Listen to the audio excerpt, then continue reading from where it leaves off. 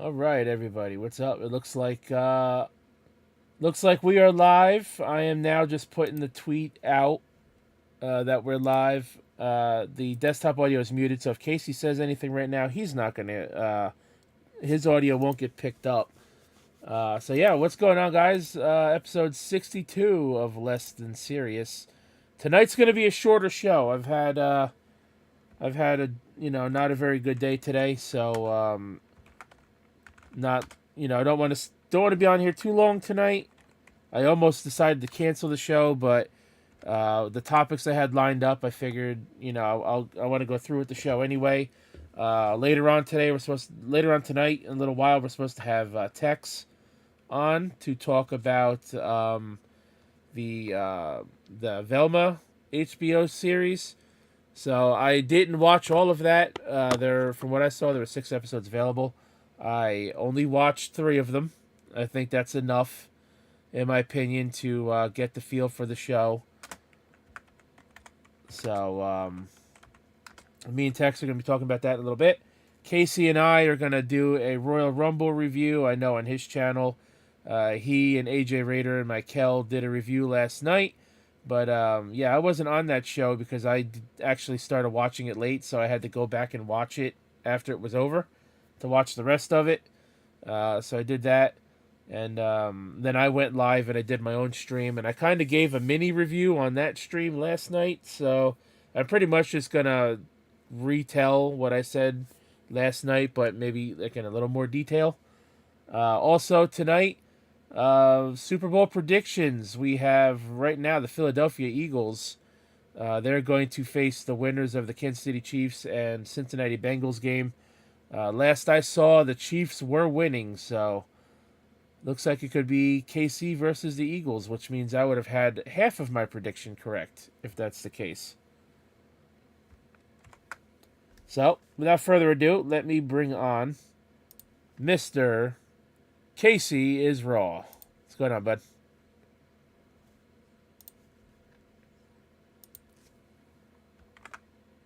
Yeah, I hear you. I mean, not so much for me long weekend, but yeah, today's been a day from hell. I've been putting up with shit between my woman and her roommate, who is also related to me. So I've been playing messenger boy between between the two of them today.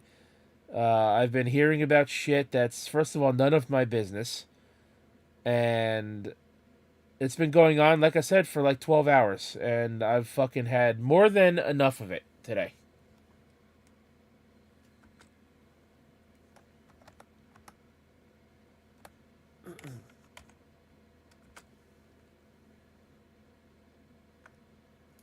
I've been seeing her for about 7 months. I mean, I've known her for 13 years, like I said in your chat. So I haven't, got to hang out with her all that time, but I know her. I've known her that long.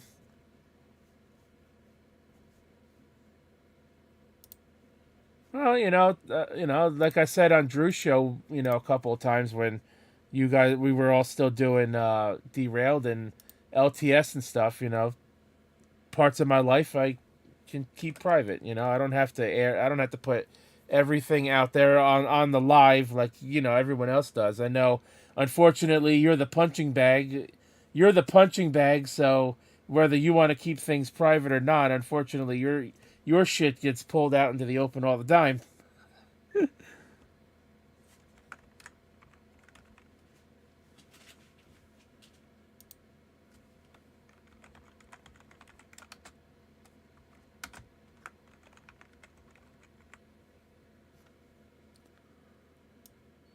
Yeah, man. So I'm just putting the tweet out real quick so everyone knows we're live, and then you can retweet it and whatnot. Tex will be on here in a little while to talk about Velma, as I'd mentioned.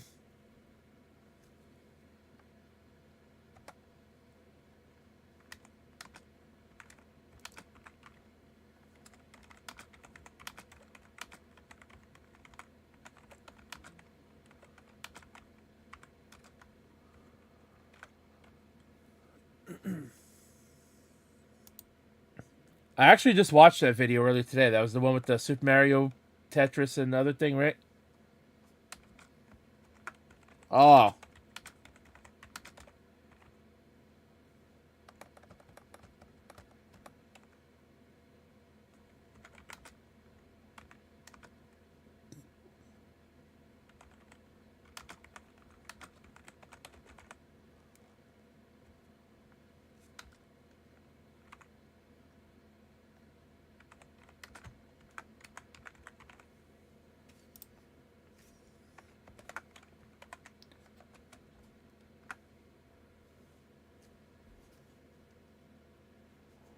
They're only hearing me.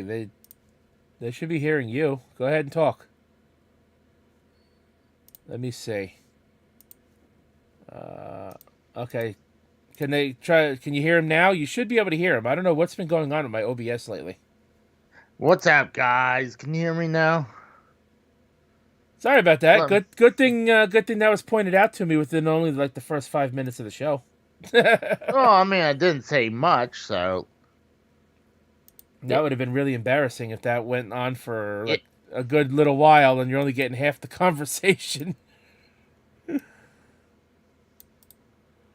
All right, it is tweeted out that yeah. we are live, so go ahead and retweet that, everybody. That would be great. Share it out. Tell your friends. Tell your enemies. Tell everybody. Tell them But that we're like, live and we're going to talk about wrestling, a terrible TV series, and football. There you go. well, I was just saying, I'm about to hit 400 soon in subs. I've been picking up subs left and right recently. I'm gonna be damn near catching Frank soon. There you go. Hey. He likes to bust your balls all the time. When you catch up to him or eventually pass him in subs, you can bust his all you want. Yeah. I always say Frank deserves more than what he gets. That man does way more professional job than I do, so. I mean, he also does a different kind of content than you do, too, so. Yeah, but I'm just saying that I feel that the guy deserves more subs. That's why a lot of times I like promoting him. I mean, nowadays, YouTube is, so, what am I looking for here? YouTube is, like, so fucking cluttered with, Creators. yeah, with creators for, like, every genre. It's, like, so hard to freaking build an audience, these Oh days. yeah. I mean, there's hardly any space for anything to have any content that not a lot of people is just flooded. I mean,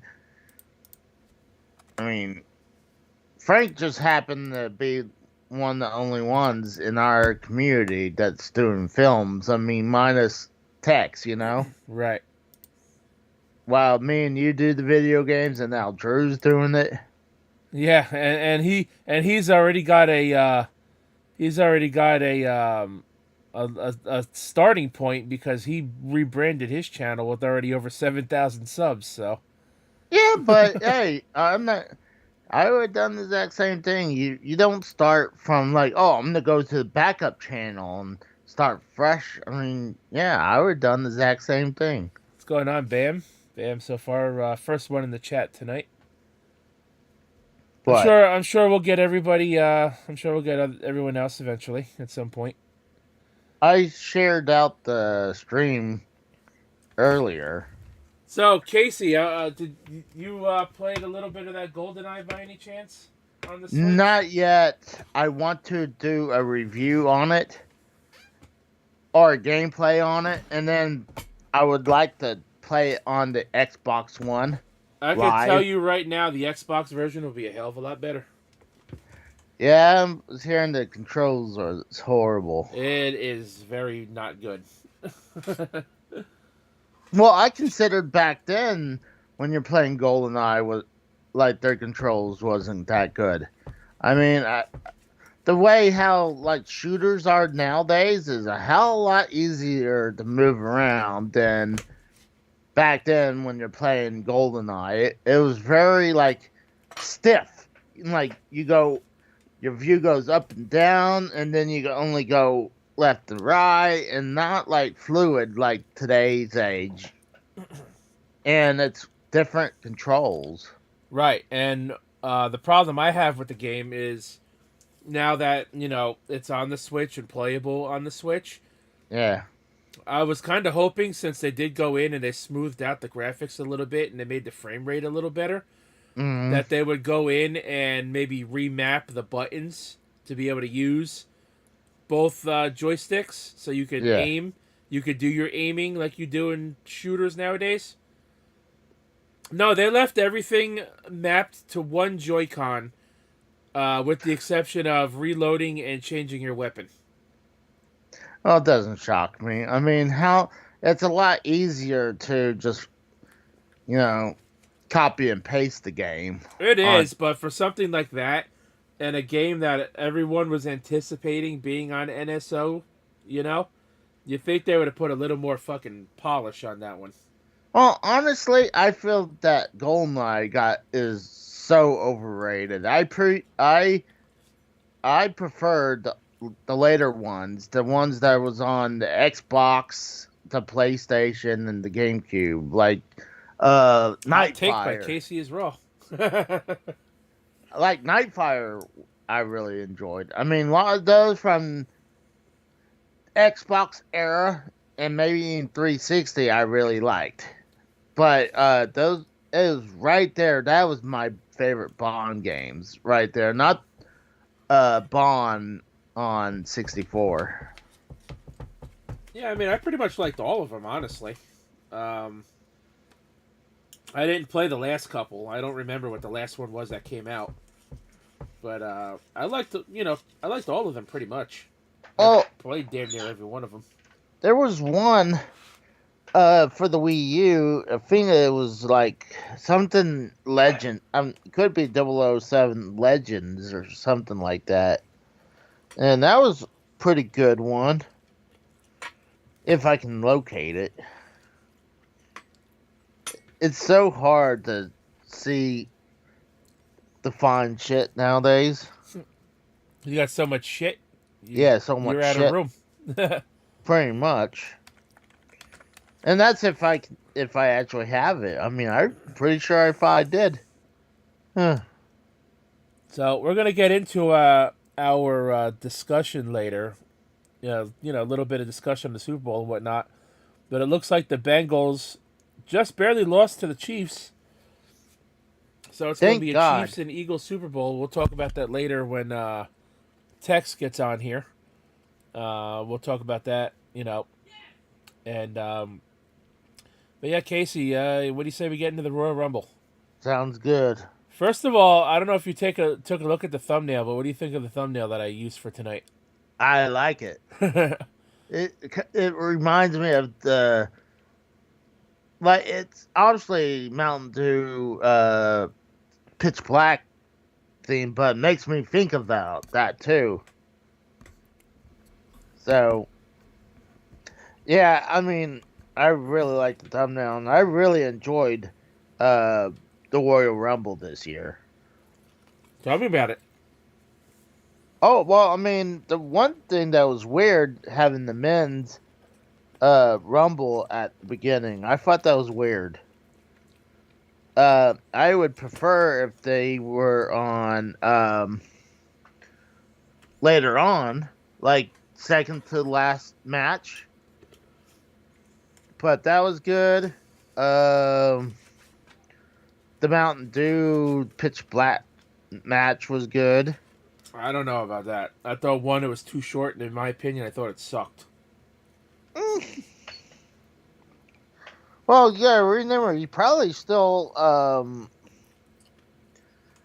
God, he's probably still rusty because he hadn't wrestled in 2 years, pretty much.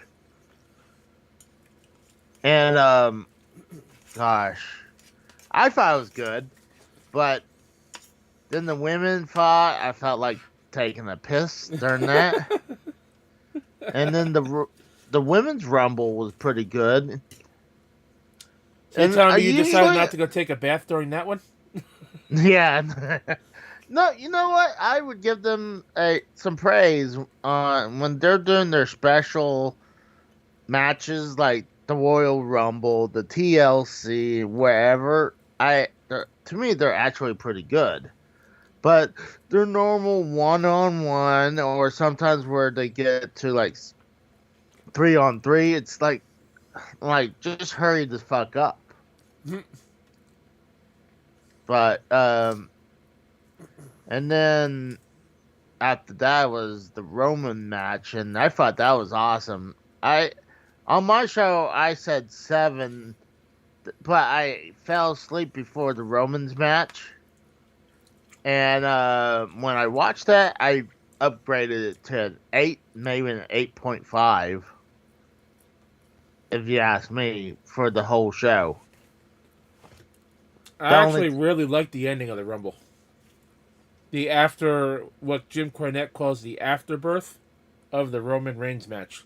Yeah, the aftermath. I mean, to me, I think the Royal Rumble was a little predictable this year. Oh yeah, I We, did not we, we like pretty that. much knew Cody Rhodes was winning the Rumble. They put him in number 30, which Pretty much guarantees they it. were going to have him win the Rumble. I mean, I understand why, because he hasn't wrestled in months and he's just coming back off of a major injury. Yeah, But I think they could have given him a bit of an earlier number and still have him win it.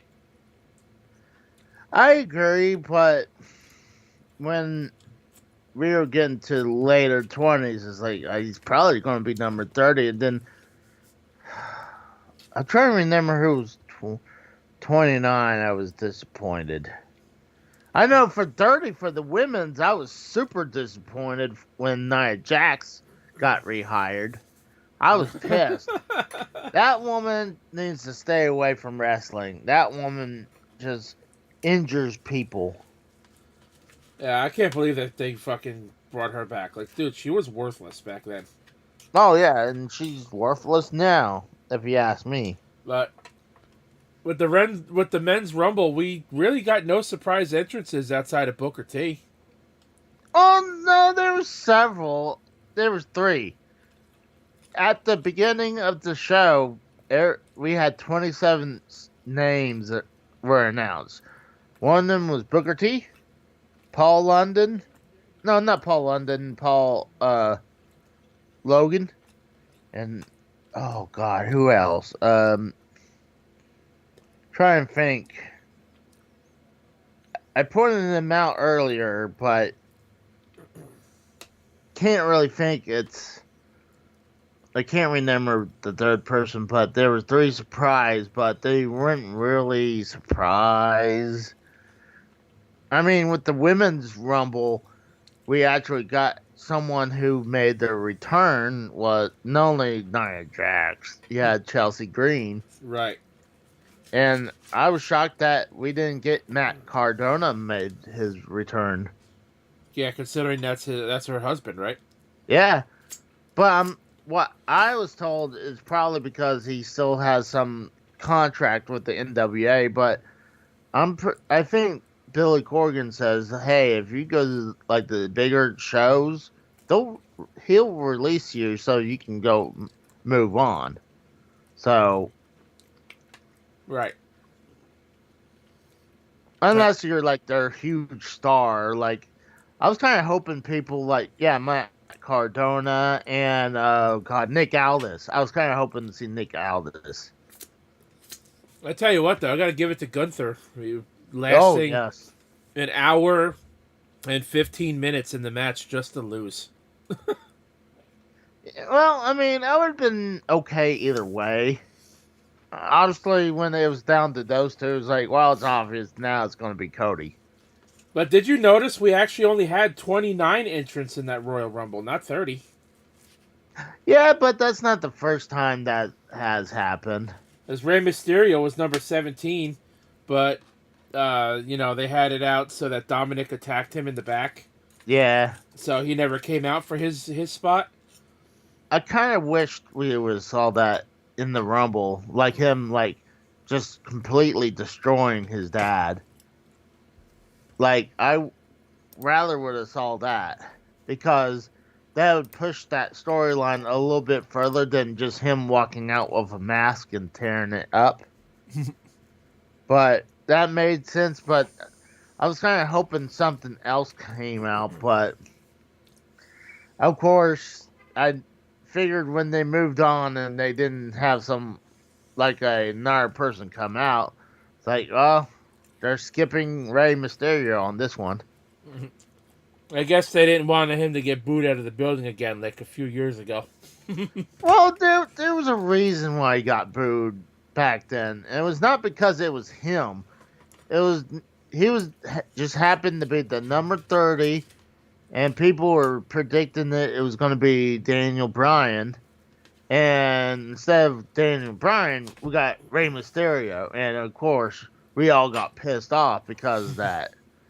It could have been anyone else. I mean, it could have been anyone else, big name, and we would probably booed because we wanted Daniel Bryan and they fucked us over. So Did you realize too? I don't know if you caught this, but I did. And I actually rewound the show like twice to actually see that part again. Did you notice that Booker T actually didn't get eliminated, even though they said he did? oh really? See, you couldn't totally tell, and this is why I went back to look at it. But when Booker T was being eliminated, he actually was tossed through the middle rope and not the top rope. And the reason it was a little hard to tell was because the camera angle was right there, and the fucking ring post kind of like blocked the view a little bit. Yeah. But yeah, he didn't go over the top rope. He went through the middle ropes, and they called him eliminated. So he got robbed on that one. Yeah, but I guarantee you he was probably supposed to go over the third rope, the top rope, and and they're like, that was his time, you know? And not only that, but Kofi Kingston was also technically not eliminated because when he was knocked off the apron, he landed on the chair that was next to the commentary table, and only one leg hit the floor because his other leg was up in the air on the chair. But we never saw him get back in the match. They probably the whole bit went down that it was supposed to be something else, and it just crashed. And so they're like, screw it, just call him eliminated. You know, they probably scratched that bit. I tell you what, though, I was kind of expecting or hoping for a little bit more between Brock Lesnar and Bobby Lashley, though. Honestly, I popped when it was Gunther and Brock Lesnar went face to face. Yeah, I wanted to see that too, actually. Yeah, I'd rather see that than Lashley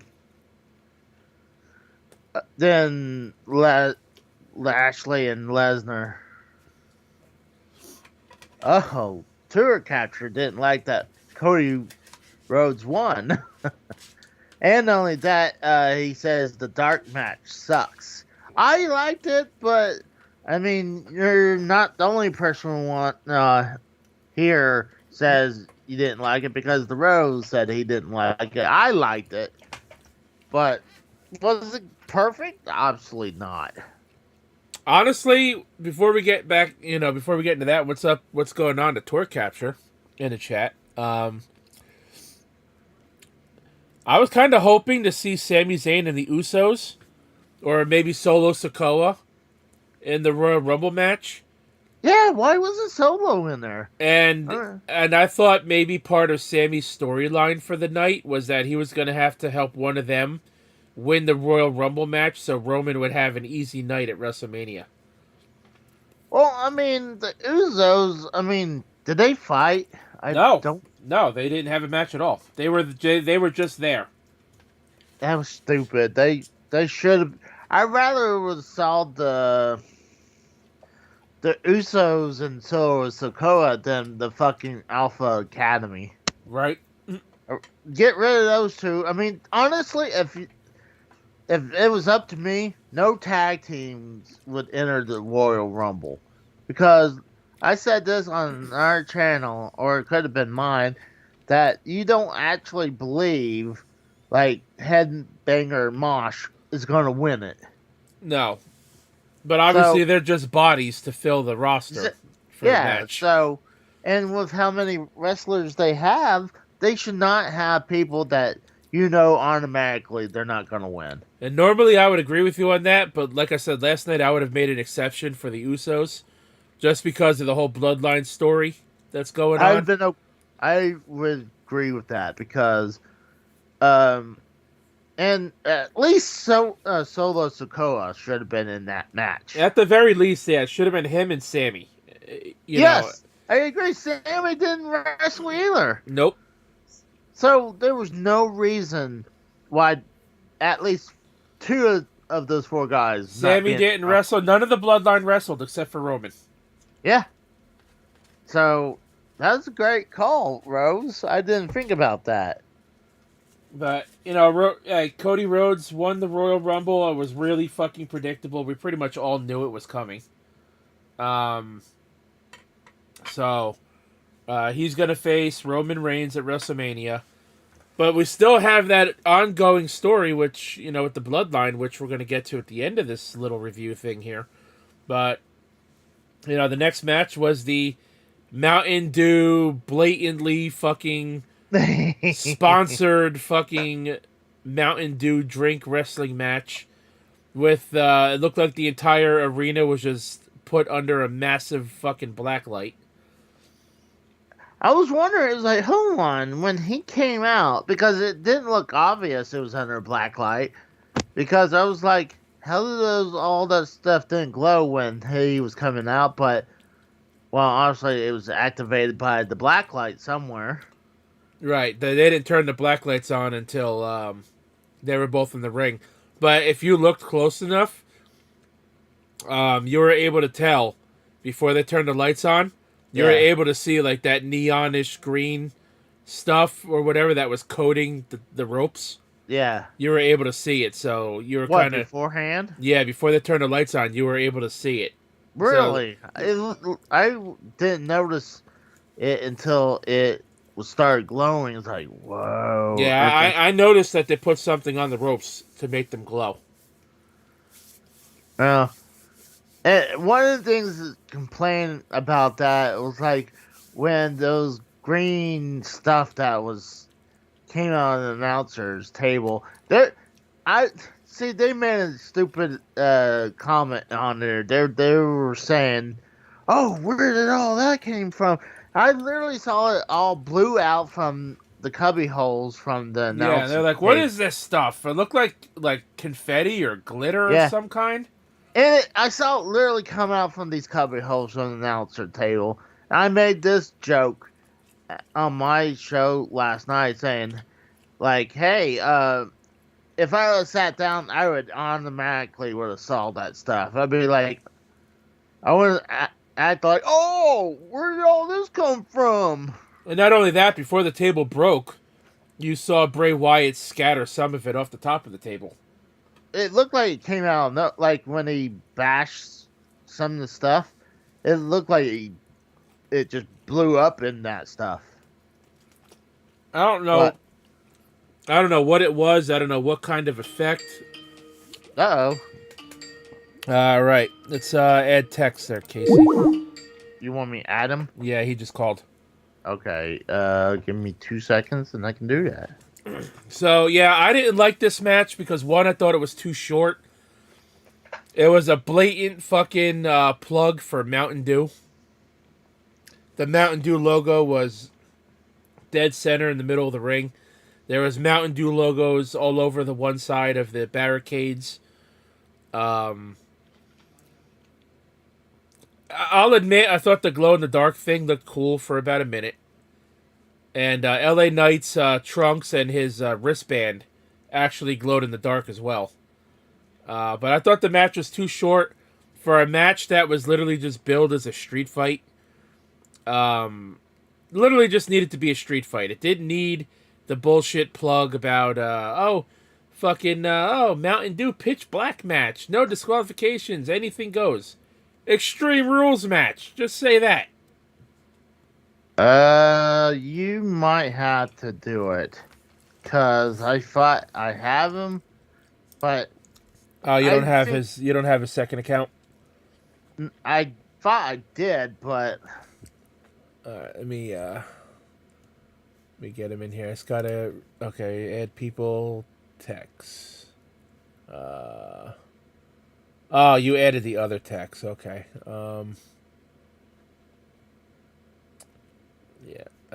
Yeah. I gotta add the. Cause he's got 2 accounts now. yeah, because I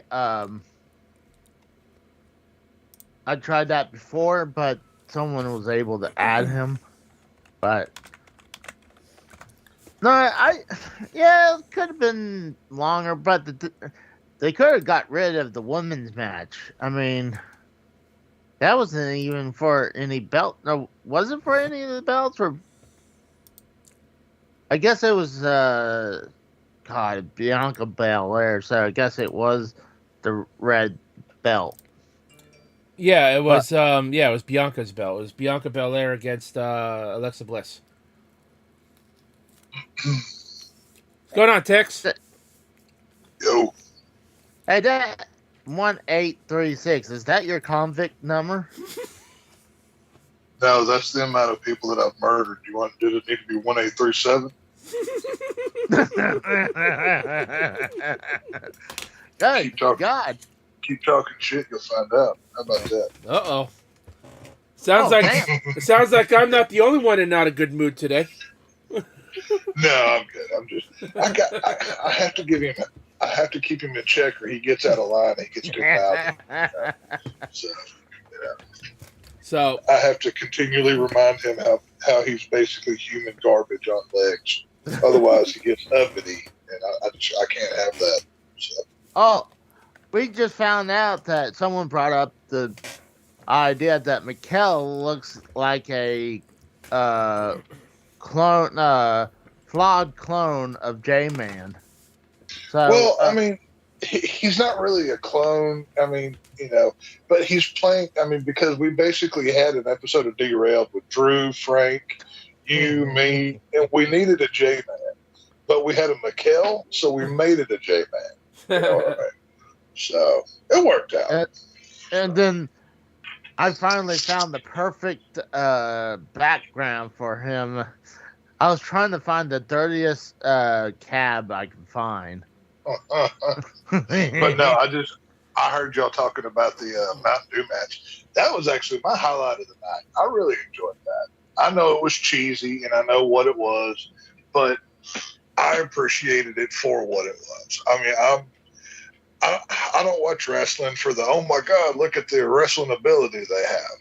And, the storytelling that they're doing with Bray Wyatt, with the whole, like he walks through the doorway from where the Firefly Funhouse is actually real, but on this side of the doorway, the puppets are like people. Like that's cool to me. I like how they do it. Now the whole Uncle Howdy thing, I'm not quite sold on. I'm not crazy about that. I ain't either until they, make it go a little bit longer. Well, I am predicting at some point in time Bray Wyatt will face Uncle Howdy in some sort of match. Speaking of Michael, he's in the chat. But yeah, so is AJ Raider. I enjoyed the Mountain Dew match. Guys. I liked the glow in the dark look cool. It looked like I would have called it like a haunted house match or something. I would have done something like that. Right? I agree with that. It was kind of like it was just oozing like nuclear stuff all over the place. Right, like I don't know. It was. I mean, and I like. But if there's 2 things I would have did different. I would have had Bray Wyatt wearing that Predator style looking mask the whole match. Yes. Because that looks cool. I like that mask. Now I did enjoy the red eyes that they had. Once the glow light came on, I thought that looked really cool.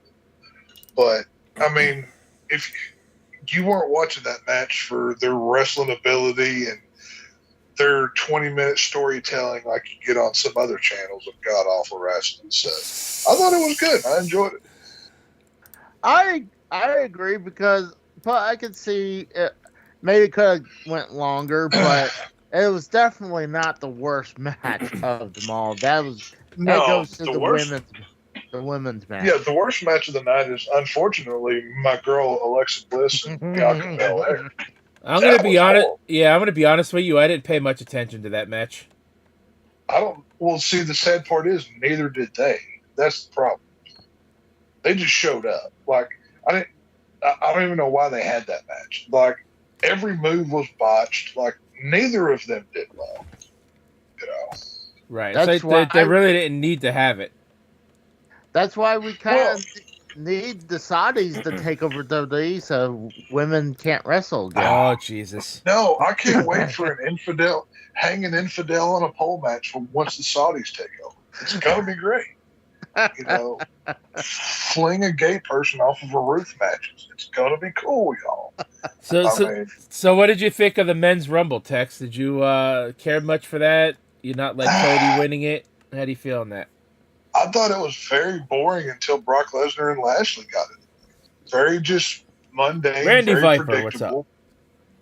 And then you get Lashley and you get Lesnar in there, and then you have Brock get eliminated in like 2 minutes, which I didn't expect. But it was all right. It's like I said last night with Casey. I said it was as good of a Rumble as they could put on with the talent that they have. We all knew Cody was going to win. They've been telling us he's going to win for months now. It was no surprise, right? And I just didn't like that I just didn't like that he came out number 30. That's all. Yeah, well, I would have had him instead of have Gunther or Walter or whatever his name is. Instead of have him come out at 1, have Cody come out at 1 and have him win it. Oh, that would have been. That's what I would. Dude, because he hasn't wrestled in much, right? So make him earn it. You don't get the 30 spot, you get the number 1 spot, and you got to stay the whole way through, buddy. I kind of agree because that makes you look good. That makes you almost believable to beat Roman, right? So that's what I'm saying.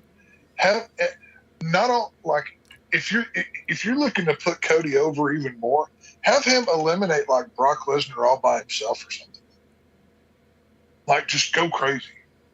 Because at this point, no matter what you do to Lesnar, he's always going to be over. So have Cody eliminate him all by himself. He clotheslines him over instead of Lashley. Do something like that. So not to repeat myself, but now that Tex is here, I want to ask you, Tex, did you notice the same thing I did about Booker T actually not getting eliminated? I don't think I did. As like I said, I went back and looked at that like 3 times, and he actually went through the ropes. He didn't go over the top rope. Well, I wasn't watching as close as, I probably could have. There was a lot of people around me while I was watching it, but I don't remember anything after the spinneroonie that he was laying in the floor. That's all that I remember. After the spinneroonie, he got picked up, and he got taken to the side, to the one side that you often don't see on camera. And the cameraman was in a bad position, I guess, because he had the ring post in the way. So you don't fully see him go through the ropes, but you could just see enough of him go through the middle ropes, and he didn't go over the top. Well, like I said, I think that was probably when he was supposed to go over. But, WWE likes to, this is not supposed to happen, because there was one time in the early Rumbles when Macho Man went to do a bit off the ring post, and he obviously went up and over the ropes, and they had to throw out a new rule so he can be back in the Rumble, saying, you have to be eliminated by someone else. You can't eliminate your own. But that was only good for that one Rumble. I was going to say, because I can remember a couple people that eliminated themselves over the years. Yeah, didn't what was his name? Mil Mascaris did it, right? In the Drew one Rumble Carey? he was in, Drew Carey did it. Drew Carey did it. He ran Drew away Carey from did it when Kane. Kane got in the ring. Yeah. So I'm like, That's funny. honestly, they used it for I that, don't know. so they can bring back the Macho Man. So I guess Now, I I guess did think- I guess I'm the only one who didn't like that pitch black match though. Like I said, I thought it was too short. I thought it was Well, cheesy. I thought it was obviously blatant fucking sponsorship plug material. And they could have just called it an I Extreme don't have an Rules issue match. with that, honestly. I mean, obviously, Mountain Dew is literally like WWE doesn't even put their own logo on the mat of the ring, but they put a Mountain Dew logo in the mat of the ring. You know what I mean? It's like, it's obvious what it was, but I thought it was a fun match. It broke it up. I like seeing the spooky stuff. I like the scarier side. I think I would have liked it. I think I would have liked it more if it was longer than like 5 minutes. It was Yeah, longer well, than that. It should have been longer, and it shouldn't have ended with Uncle Howdy jumping on LA Knight, but missing him by 15 feet. Right? I noticed that after I went back and watched it the second time. Right. Well, it's, I mean, I thought it was for me, I'd give it like a 7.5, like just in my book. But that's the kind of stuff I like that over. Oh, look how good this wrestling is. I don't care how good your wrestling is. It's all fake anyways. Who gives a crap? So, tell me a story, do something fantastical and entertain me. That's all I'm asking for here. So the women's match, I think we're all in agreement that really didn't need to happen. I mean, I It barely paid attention to it. If it hadn't have been Alexa Bliss, I wouldn't have even looked at it. She's the only reason I watched. No offense to anybody, Michael. I'm not taking any more calls tonight. I've had a day from we're trying to keep it live. Yeah, I've had a shitty day today. I've already addressed that at the start of the show. 12 hours of bullshit, and Tex can't stay too late tonight, so we want to get in and get out in like 2 hours. I've already done 2 football shows. Like, I'm barely talking right now as it is. So, right, yeah. Tex has had a long day. Tex has had a long day too, but I'm sure a hell of a lot better one than I have. I didn't have a bad day. It was just a long day. I've had a long and a bad day. That sucks. But so the women's Royal Rumble match, I mean, it was all right. I mean, it's nothing special. I wouldn't say it was better than the men's because I don't think you could ever have a women's Rumble better than the men's. No offense to women, and that's not me sounding like a misogynist or anything, but oh no, if you want to hear misogyny, go on Casey's channel and hear me talking about the women's Rumble last night. I got all that covered for you. So, no worries. Well, I thought it was, like I said before, I thought any of the special women's matches I actually liked, but I agree with the Rose. I mean, they have to do something really special to outdo the men's Rumble. So, I agree with that. The women shouldn't have a Rumble. I've said it 1,000 times, but I'll repeat it. I don't care. Half of them aren't even as tall as the top row. right? You can't get over the top row. So they're either fat or they look like men or they're tiny. Excuse me. Nia Jax, that other one, Oh, God. dewdrop chick. Yeah, Piper Niven. I'm glad they actually Good changed her Lord. name back. She looks like a whale on legs. My Lord, I don't. disgusting. She. Oh God, yeah, she's gross looking. And that Raquel Gonzalez, that's a man if I've ever seen. And you right Nikki Cross, she's not attractive either. I mean, neither is Rhea Ripley in my opinion, but at least Rhea Ripley can wrestle. Rhea Ripley looks like a more feminine Marilyn Manson. That's all she is. I think she's pretty hot. So Who? Rhea? Yeah, Rhea Ripley. Ugh, it's too muscly, dude. I thought Tegan Knox was looking good. I wouldn't have minded to see her win it out of nowhere, but that wasn't going to happen. I picked Bayley to win just because I thought that could have went somewhere, but obviously she didn't win. We had who did win that match? Now, come to think of it, Are you talking Rhea about Ripley. the There you go. woman? Yeah, the number she went from coast to coast in that match. Yeah. Became the fourth person to win a Rumble match from number one. Well, the number 2 we don't talk about because he's been erased from history. Not only that, he but kind of, I mean Rey he kind Mysterio. of, Rey Mysterio did it from number 2. But well, I mean, Rey Mysterio didn't even. I mean, well, Rey Mysterio's mask showed up, but the yeah, rest but of he it didn't. come off. Well, I mean, I guess, yeah. No, Benoit did it before Ray did it. Right. Maybe And- Chris Benoit, Rey Mysterio. That's why he didn't show up. Well, no, his soul invaded. That's what I'm saying. Maybe Bray Wyatt. Okay, whenever Bray Wyatt opened that door to come in from the spooky world, right? The soul, the tormented soul of Chris Benoit came back and killed Rey Mysterio. That's why he just, he didn't show up. And then you say Dominic just took his mask and Yeah, took and then credit Dominic just credit. took the credit because he looks like he weighs 85 pounds soaking wet. I will tell you this though, my highlight of the women's Royal Rumble match was Zelina Vega when she came out. I know again there was another blatant sponsored fucking thing It's that the she Street did, Fighter thing. but she Yeah. came out dressed as Jory from Street Fighter in her Street Fighter 6 look, and they announced that Zelina Vega is going to be a commentator in the game.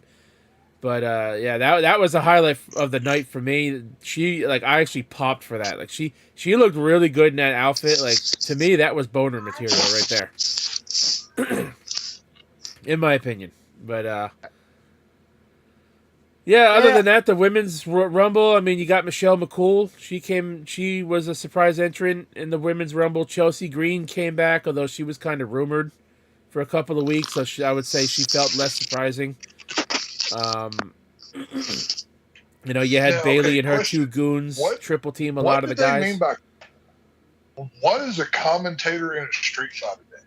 Like, do they commentate the fights as they're going on? I didn't know they had this.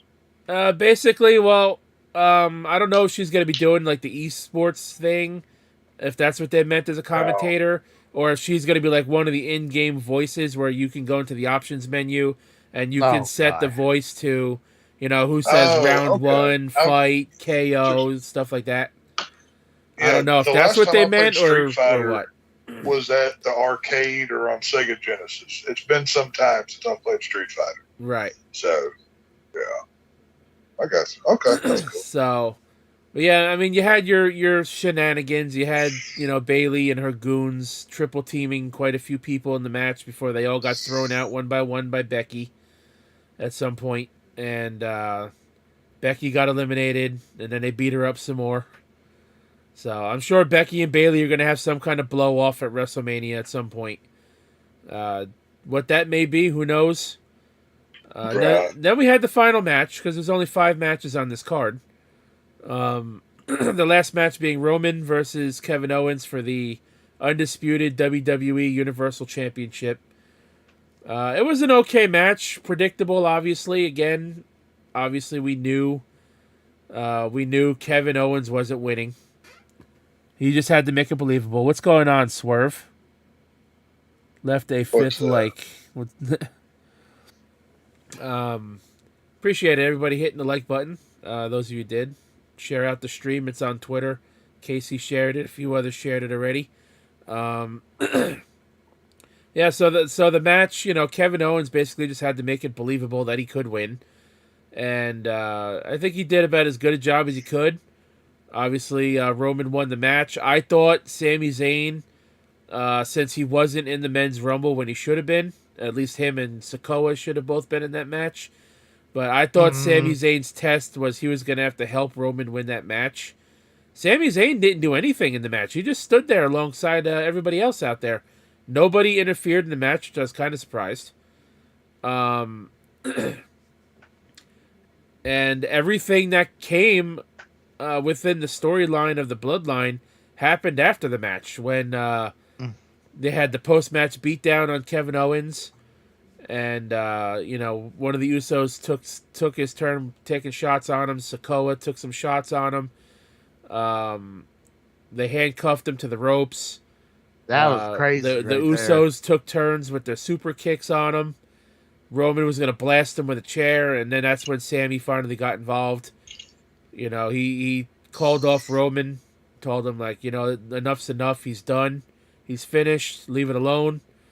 And then Roman hands Sammy the chair and told him to finish it. Sammy says, "I don't want it. I don't want the chair. I don't want to do this." And then he ultimately takes the chair. Roman got in his face, and I wouldn't say necessarily that this was predictable, but I did feel like Sammy was going to turn on Roman Reigns last night at some point. Obviously, just the way it happened was not in the way that probably most people would have thought it would have been. Like I said, I think if Sammy would have turned on Roman, I think he would have tried to screw him over during the match itself. But yeah, he ultimately blasted Roman in the back with the chair, and then he took a beating from one of the Usos. And I think it was Jay, right? I always get Jimmy and Jay mixed up. I think it was Jay that had enough of the whole situation and left the ring. And then Roman started beating Sammy with the chair, saying that you broke up my family. You did this. You broke up the bloodline, and hit him 8 times with the chair. And that's how the show went off the air. It was a good segment after the match, but I feel like they could have did more with the storyline during the Rumble, since they made a big deal about it on Raw on Monday night. But I mean, what we got wasn't bad. To continue the storyline. And now that Roman is essentially in 2 feuds now between Cody Rhodes and Sami Zayn, is he going to defend both titles, one night each at Mania, or are they going to turn it? Are they going to work that into a triple threat match, do you think? Well, that's what Casey and I and whoever else, AJ and everything else we talked about last night was we kind of laid out the plan of if Roman defends the belts one-on-one, does he defend both belts against Cody for one night, or does he have 2 matches and he headlines both nights and he faces Cody for the WWE and Sammy for the Universal?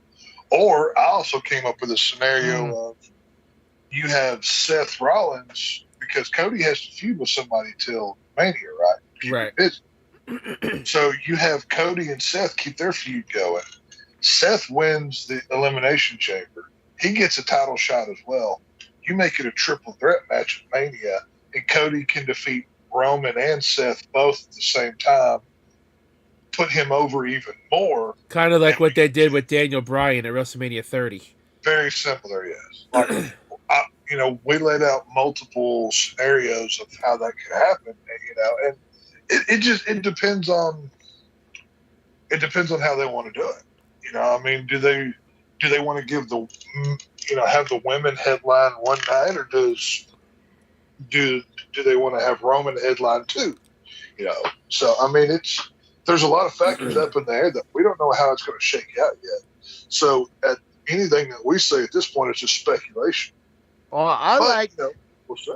I liked what Tex brought up last night about if Cody wins the WWE World Heavyweight Championship, that they bring out a new updated version of the big goal. Give him a custom title. Yeah.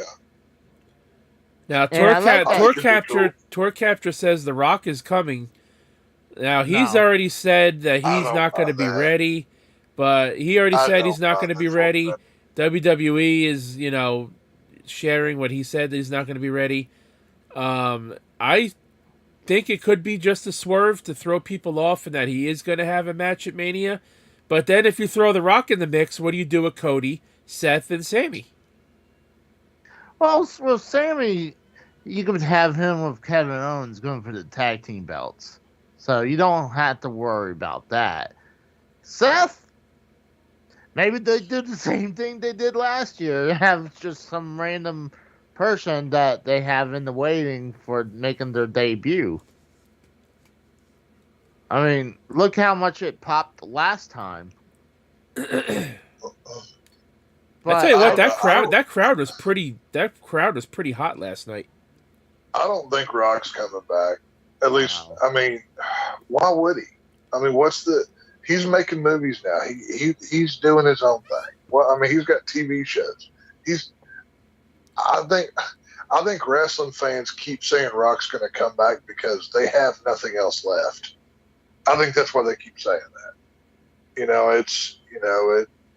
Oh, well, Stone Cold's going to come back. Well, he may or he may not, but if the current roster was better, you wouldn't miss Stone Cold.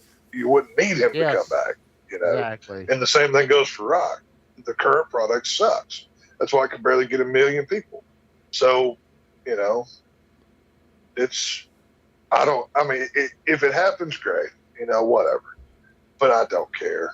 I mean, we all know Cody's going to win the belt. He's going to be a champion. Roman's going to go make movies, and that's the end of it. Yeah. I mean, might as well do it now. I did a gaming stream last night after the Rumble, and I pretty much gave like a mini review, during that stream of the Rumble. And I even said last night on my own thing that back in the day, the 90s, when I was a kid watching and growing up in the Attitude Era watching, there were guys that I actually wanted to see on my TV every week. Like The Undertaker, The Rock, Austin, Right. DX, Kane, and all those guys. Yeah. And even in the the 2000s when wrestling started to get a little more stale before it ultimately became PG, there are still guys I wanted to see on TV, mainly from TNA because I was watching TNA a lot back then too, like in 06 to 2012 or whatever, and there were guys there I always wanted to watch, like AJ Styles. I met Christian in person in 2005. He was a cool guy, so I wanted to, I'd like to see him wrestle, weekly on TNA. Then you had like Abyss and AJ Styles and stuff like that. So there were still guys I wanted to tune in to watch wrestling and actually watch on my TV every week. But I would say like within the last close to 10 years or so, there really hasn't been anybody in WWE and now AEW that I really have to want to see on my TV every week. I just watch wrestling now just because I like wrestling and it's something to watch. I mean, I think AEW, they created their own stars pretty much. I mean, like Darby Allin. But they're not stars, though. Well, I think They're stars. No. A star is somebody who is recognizable walking down the street to a normal person. AEW, in their fans' eyes, those are stars because, oh my God, some other random little vanilla midget jobber who's 5 foot tall and weighs 100 pounds. They're not very. They have the only recognizable people that AEW has are former WWE guys. That's the problem. I agree with that. I mean, like Daniel Bryan, Chris Jericho, and John Moxley. Right. Everybody else, I would venture to say even somebody like the Young Bucks and Kenny Omega, the only people who know them are wrestling people. Right. That's it. They're not stars. They're stars in their own head, but they're not stars. I mean, I feel like if let's say Omega goes to WWE and let Triple H craft him, he might be a megastar. Omega's overrated. I can't stand him. I think he's just about as boring in the ring as Roman is. Omega is an overdramatic male cheerleader with his jazz hands. Is what he is. But overall, I give the Royal Rumble as a show, I give it a good 7 out of 10. Wasn't spectacular, but it wasn't bad. Royal Rumble as a whole is not known for being a great pay-per-view anyway, most of the time. So, the last 10 years has been awful, but this has been easily the best one in the last 10 years. Yeah, I would probably agree with that. But so yeah, now we're on the road to WrestleMania. So what did you guys think overall of the show as a whole? I On thought it was all right. I thought it was because I only watched the first, or I watched up until the Bliss match live. I had to go back this morning and watch the rest, but overall, last night I gave it a 6.5. But with that stuff at the end of the match with Roman and them, I'd go 7. I think a 7 is fair. All right. Yeah, Casey? it was good. originally, like text note that I fell asleep in at the very end, and I woke up when they're about to head to the press conference, and at then I said the pay per view right there was a 7, but with watching what happened at the very end TSS, what's up, brother? and everything with Yo. that main event, I give it an 8 or damn near 8.5. I really liked it. The only complaint I had was the women's match. Well, you're also Everything- more of a wrestling mark than the rest of us, too, so. Oh, I mean, I didn't, like I say, I actually enjoyed the women's rumble. I mean, it's not as great as the men's, but so I say probably 8.5, give somewhere right in there. Michael gave it a 6. TSS says he thought the show was below average. Yikes.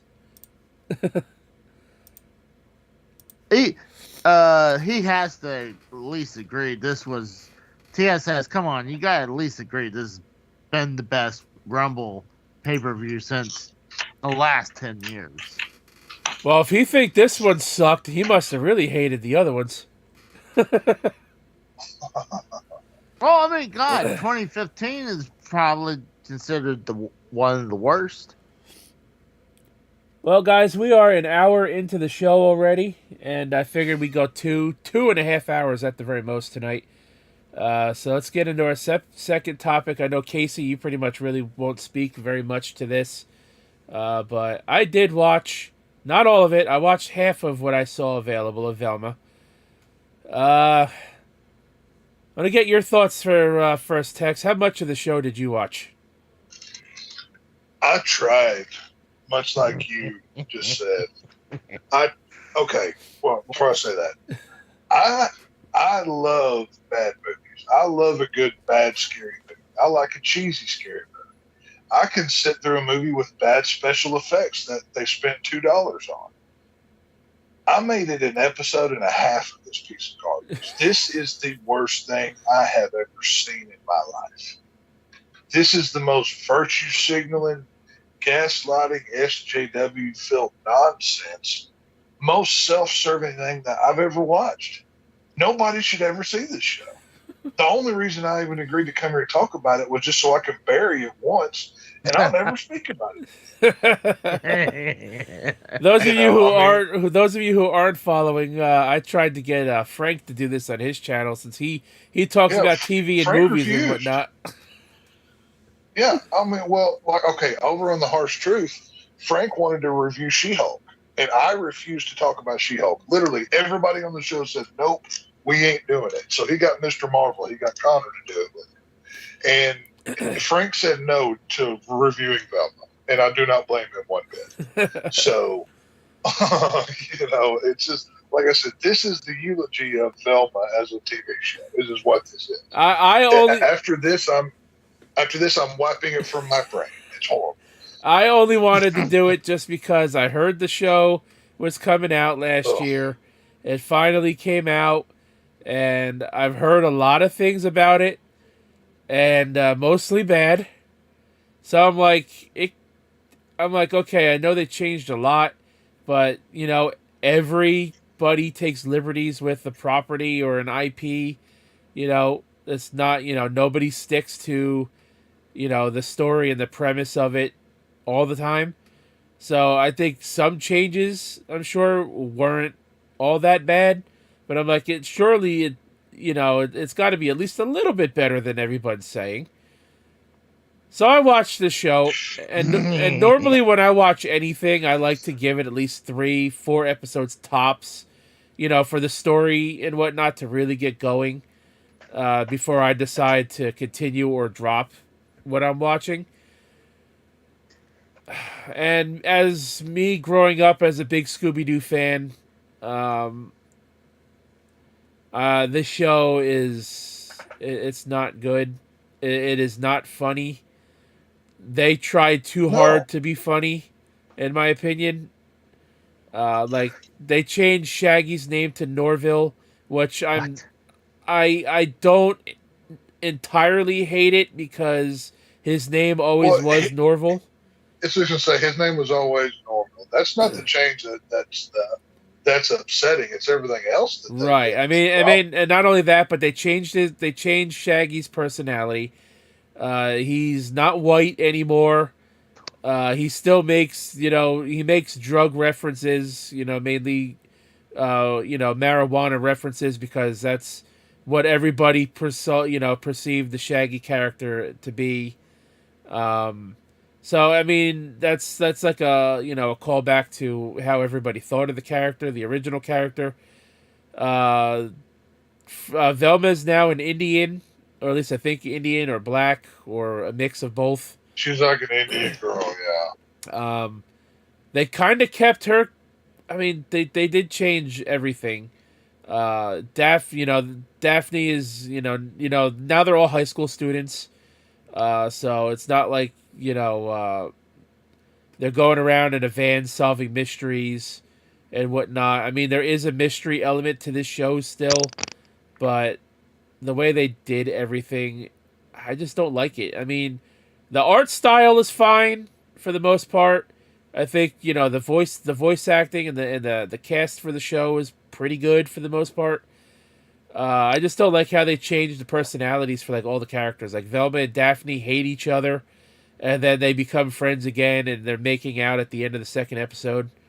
Oh God! And right, but they give Fred. Fred was always known as kind of like the brave, leader of the group, right? Yup. In this one, he's a white guy with a tiny penis complex that kills people. And he's a bitch. Dude can't even cut a piece of meat on a fucking plate. Right. He can't even cut his own meal up. What? And they make fun of him because he's a white guy with a tiny penis. And apparently he was prepubescent because he didn't fully experience puberty. According to what he said in the second episode. I mean, it's almost like they're making fun of... See, obviously we know that almost every new media property these days is going to virtue signal. They're going to change races. That's what they do. But this show openly calls out its own fans if they point it out.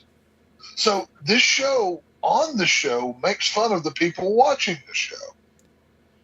This is, I mean, it's blatant. They do it right in front of you, to you. And if you say anything about it, that you're the bigot, you're the racist, you're the problem. Oh yeah. It's ridiculous. It's a mockery. This show has like a 1.3 rating out of 10 on IMDb. This is the worst rated show that I think that IMDb has rated. Wow. I know it's right there at the bottom. It is low. I haven't seen anybody who likes this show. Only people that... I don't know who could. No, go ahead, Casey. Please. I was going to say, I'm going to assume they're probably not going to have a second season. No, it's been greenlit for a second season. What? It was greenlit for season 2 before season 1 aired. It's already been greenlit because of people were reviewing it, telling everybody how bad it was. That's why it got another season. Because people were checking out how bad it is. Yes, because everybody heard, oh my God, this show is terrible. I have to see how bad it is. So that gave it great numbers. I mean, the reason I went into it, I was trying to find a little bit more positive to it, to give it a little bit more of a chance. At the same time, there is no positive. There's no meat on this bone. It's all fat. I could honestly tell you, like I said, the humor, it's not funny. They tried way too hard to be funny. The show is very horny. And like it to that aspect, I feel like they're like aiming to horny teenagers with that aspect of the show. Have you seen the Harley Quinn animated show that's on HBO Max? I haven't, but I wanted to check that out too. Well, the first couple seasons are the best ones, but this show is very much in the vein of that. It takes a children's property, but it does it in an adult spin, very much like a South Park or whatever. Which that's not a problem. I mean, I love Simpsons and South Park and King of the Hill, all these shows. Those are fine, but this show is just. It does stuff that if you call it out for it, you're going to be called racist, or you're a bigot, or you're a this, or you're a that. You're xenophobic, you're blah, blah, blah, you're whatever. And they do that on purpose because they know, oh, hey, well, people are going to talk about this. And when they do, we get free press, and then we can call them whatever we need to. You know, this is a trap show, is what this is a trap. They make these things so bad, so poor, knowing it's going to get discussed. And then they've won, you know, is all that it is. Honestly, this show needs to die. Well, one thing immediately I had a problem with, again with the show being so fucking horny and perverted, was the opening scene was 2 cockroaches coming out of a garbage can.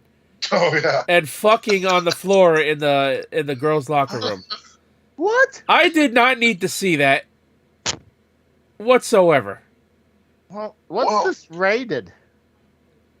And not only that, the follow-up to watching 2 cockroaches fuck on the floor is a bunch of underage high school girls taking a shower in the girls' locker room.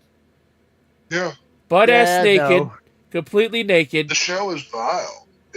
You don't need to see that. Yeah. Like, you're playing the pedophiles with that shit, too.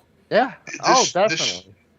The show it's vile trash made by vile trash that, you know, they call this woke art, you know, that it's progressive to show this stuff. But just like you said, this is very much catering to a certain kind of audience. This is grooming. This is conditioning right here. You know why can't they just make them in college? Why does it they have to make them young? I mean... Because they're sick freaks. These are the group of people that want to normalize this stuff. And it wasn't just 1 or 2 girls. I mean, it was like 5, 6, 7 of them. And they all were shown completely naked. I mean, they had soap covering their nipples and stuff, but come on. So they're really graphic? Yeah. You got to see it all. It's just, well, I mean, you know, okay, like, y'all probably never. Okay, did you ever watch Doom Patrol, that DC Comics live-action TV show that was on HBO Max? No, I'm not a big DC fan. I'm really not a DC fan, so I don't really, you know, follow too much. Well, in DC, it used to be on DC Universe till it became part of HBO Max, whatever. But on Doom Patrol, it's like a far-out superhero team, kind of like a zany, kind of crazy superhero team. It's a bunch of characters that you've probably never heard of, like Robot Man and Crazy Jane and whatever. But back in a couple years ago when this show first came out, the first episode, okay, like on DC Universe, there was no like age restriction. There was no anything. It was just whatever was on the app, anybody could go see. You couldn't age restrict. Well, in the first episode, you see a chick getting banged out, and I mean, her whole chest is out, and you get to see everything. And she's screaming, "Fuck me, fuck me, fuck me!" Right? And this is on an app that has like Batman the Animated Series. And kids could get on it.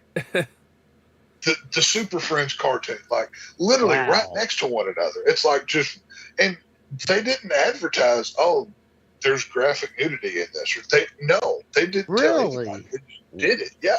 Wow. You know, I mean, but this is what we live in. You know, I mean, now I'm all for nudity. I think it should be shown. It has its place. We shouldn't vilify nudity of a certain appropriate age in a certain proper setting.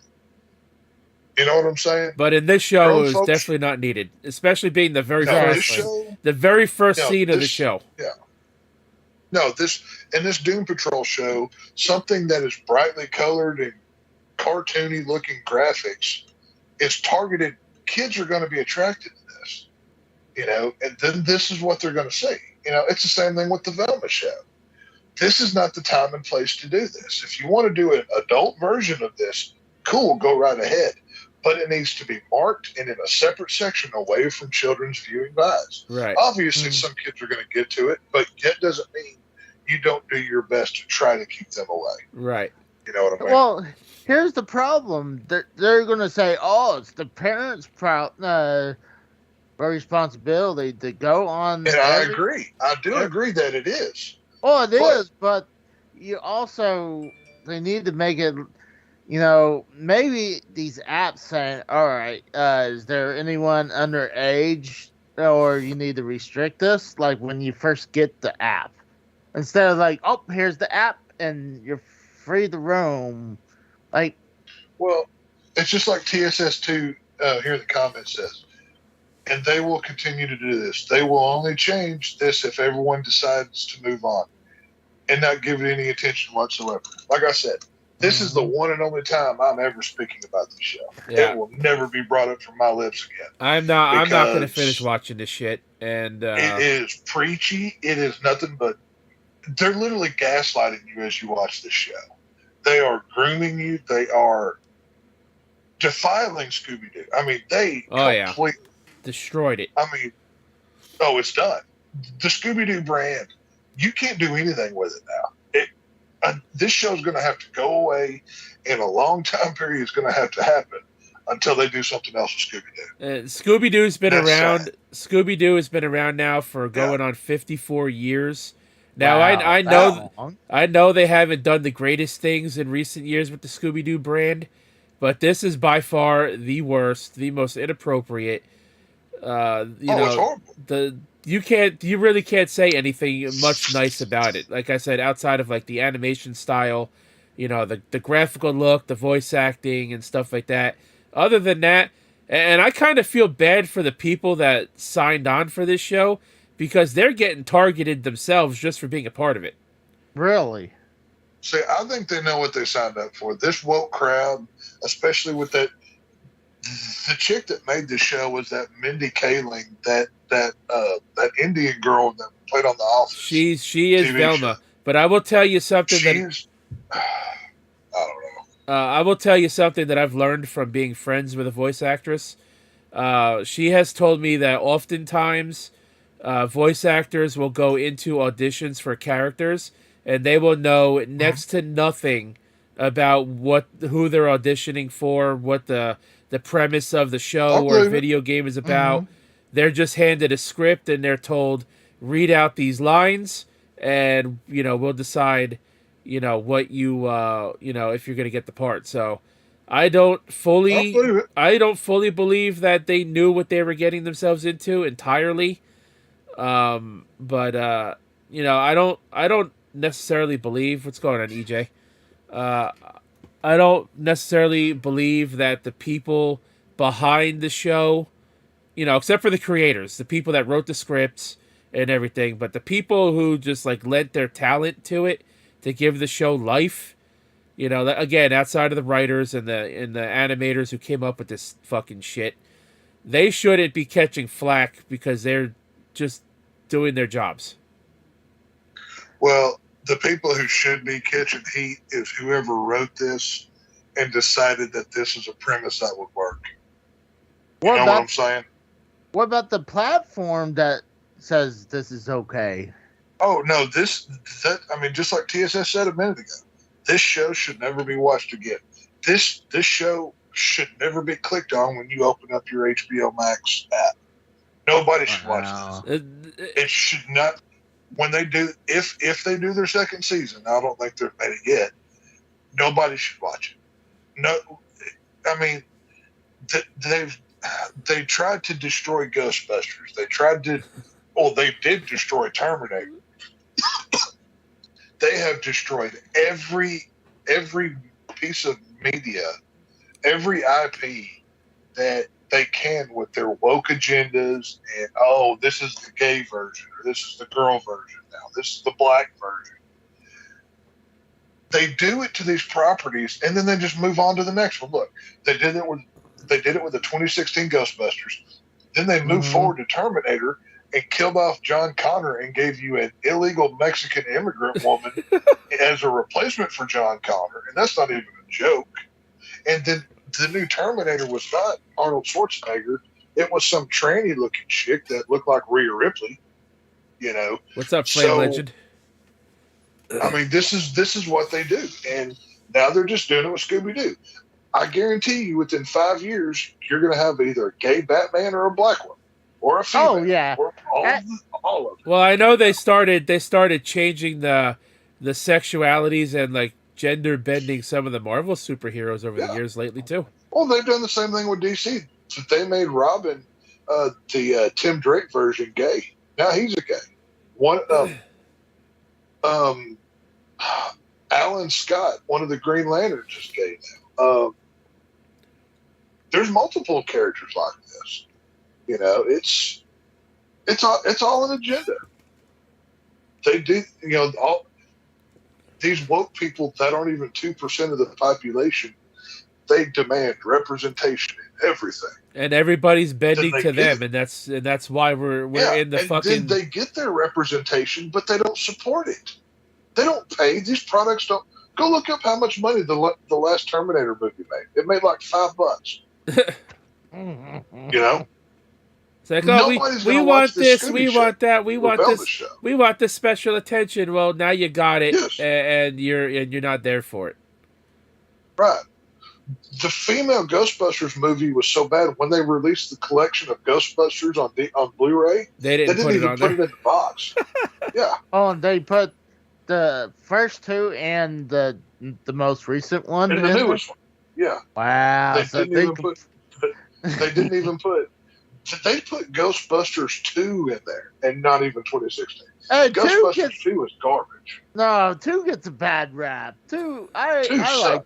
No, I mean, 2's not as bad as people say. Is it better than 1? No, but I think 2 gets a bad rap. Say, if you say Ghostbusters 2 is better than 1, I'll never speak to you again. It's fair warning. No, I'm not saying that. I'm just saying I think it gets a bad rap, but no way in hell it's better than 1. Yeah, it's that's what I'm saying. This Velma show is the next step, and we demand representation. It's like, okay, I read, I forget where I read this, maybe on Twitter, that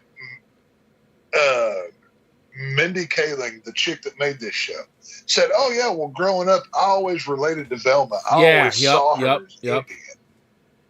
No, you didn't. It didn't matter what. It didn't matter.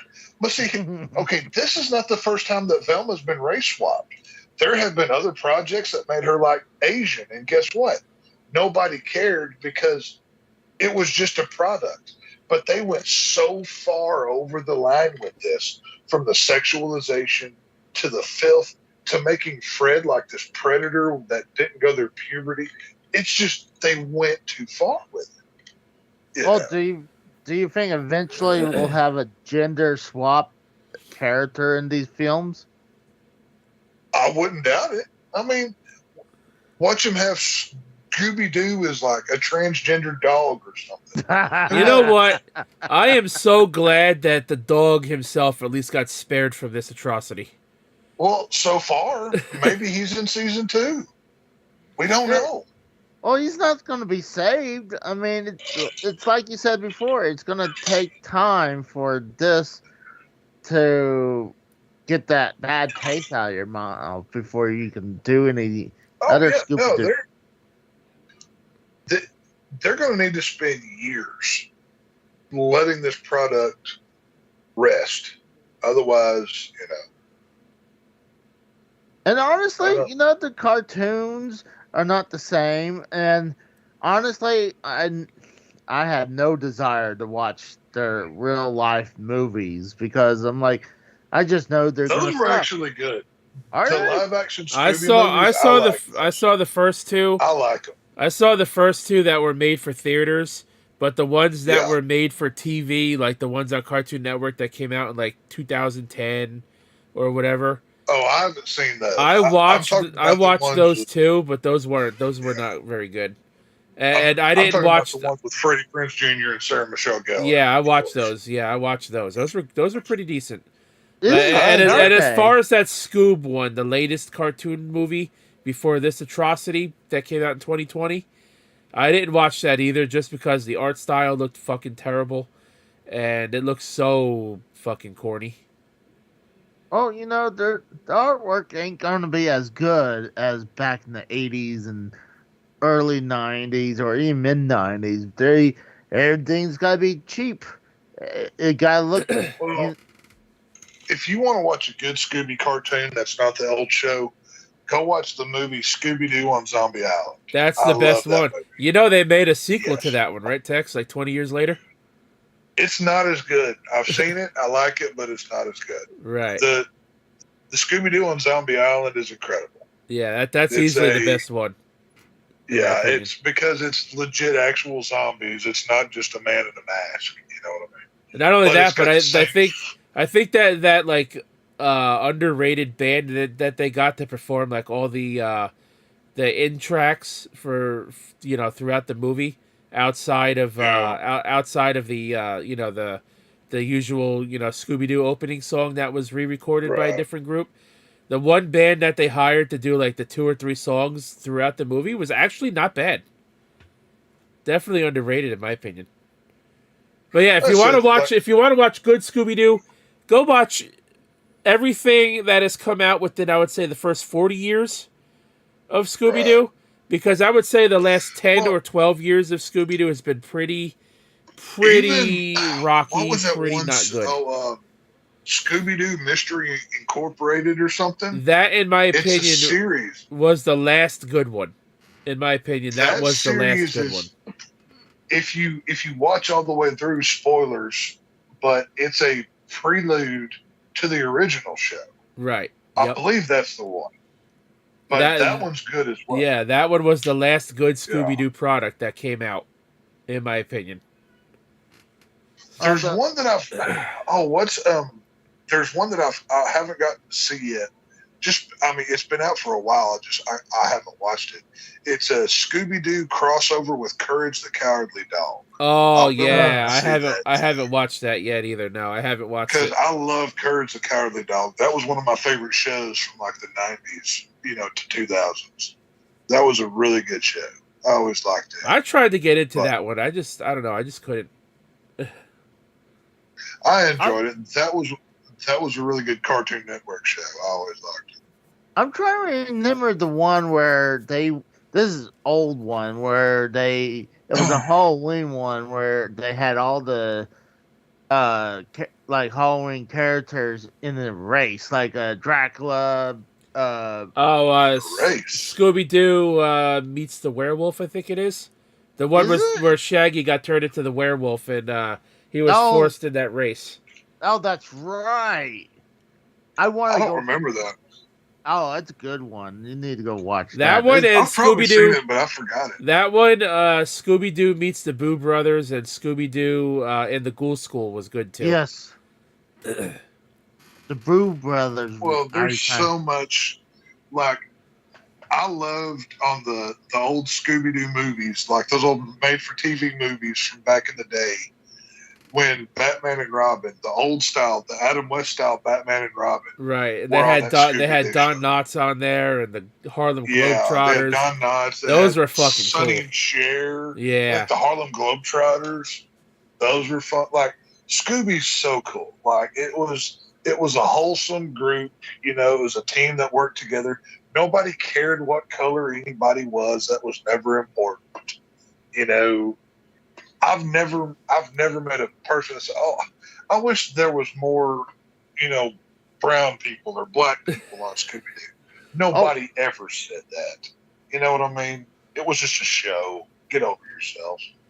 By the way, it's not that. What's going on, Colonel of Comedy? Welcome to the show. Arushin Chu, what's up, buddy? This one, Kratos. It was actually called Scooby Doo and the Reluctant Reluctant Werewolf. Werewolf. That's the one. Yeah. That- Because that was a fun one. But as far as this fucking Velma show goes, don't watch it. Take it from us. You're gonna want to bleach your eyes out within the first 3 fucking minutes. I AJ promise Rader said you. The pup named Scooby Doo. I don't remember that. That one was all right. I didn't really like that one too much. It's kind of like they did the same thing with the Tom and Jerry Kids one, where they like turned Tom and Jerry and the dog Spike into kids. They aged them down into kids. They did that with the Scooby Doo one. It was all right. I didn't care for it too much, but I mean, at least it kept the premise of what Scooby Doo was, unlike this Right. garbage. Yeah, I mean, it is what it is at this point. I mean, we know they're. That's what scares me so much when a new anything is announced, because 9 times out of 10 it sucks and nobody really likes it. It was. I mean, I'm glad I finally got my favorite version of Batman with Ben Affleck, that Dark Knight Returns style Batman, because I'll probably never get another Batman that I like. That's just being honest. Aru says, "Why would anyone want to watch the Royal Fumble?" No, he's not completely wrong. I mean, it's like I told Casey, I watch wrestling like I do when I go to church, very sparingly. Oh, yeah, I forgot they did it to the Flintstones too. They made a kid version of the Flintstones. I totally forgot about that. Aru just brought that up. They've had multiple versions of everything by now. Oh, I just don't like when they take something that was really good from 20 or 30 years ago, or even more recently that was still good, like really good, and then they feel like they have to reboot it or remake it, because then they have to try too hard to make it as good as the original, and they try to make it better than the original so that it makes money, and like you said, 9 times out of 10 it's worse. Or they do a sequel. I mean, sometimes Bill and Ted 3, I thought was okay. I thought it was pretty good. I think it was a good wrap up for the Bill and Ted series.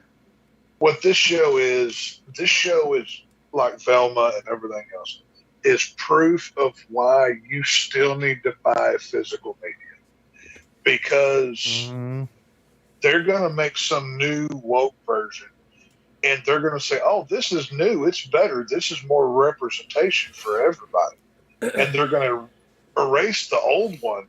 Yes. And you're not going to have it anymore. Right. So if there's a show that you like that is out on Blu-ray or DVD, you go buy it. If there's a movie, go buy a physical copy. So once they pull it from the cloud and they take away, because, there's racial stereotypes in this, you don't need to see it, then you can never see it again. Then you have to rely on the internet and find some watered down copy that looks like crap, when you could just physically own it. Right. Or, this is what this is. Or you have to go to eBay and pay overpriced. Or you're going to go to eBay from a guy who actually did buy it, and you're going to pay out the nose for it when you could just own it brand new. So pick your favorites, whatever they are, own them. You only have to buy it once. You don't have to buy. It's not like Star Wars where they release a special edition every 2 years. You only have to buy it once. Buy it, you have it forever. So when Velma comes out and you want to watch Scooby Doo, you can go watch the original series. You're just fine. Right. It's there's actually a format that is kind of like a cross between a disposable DVDs.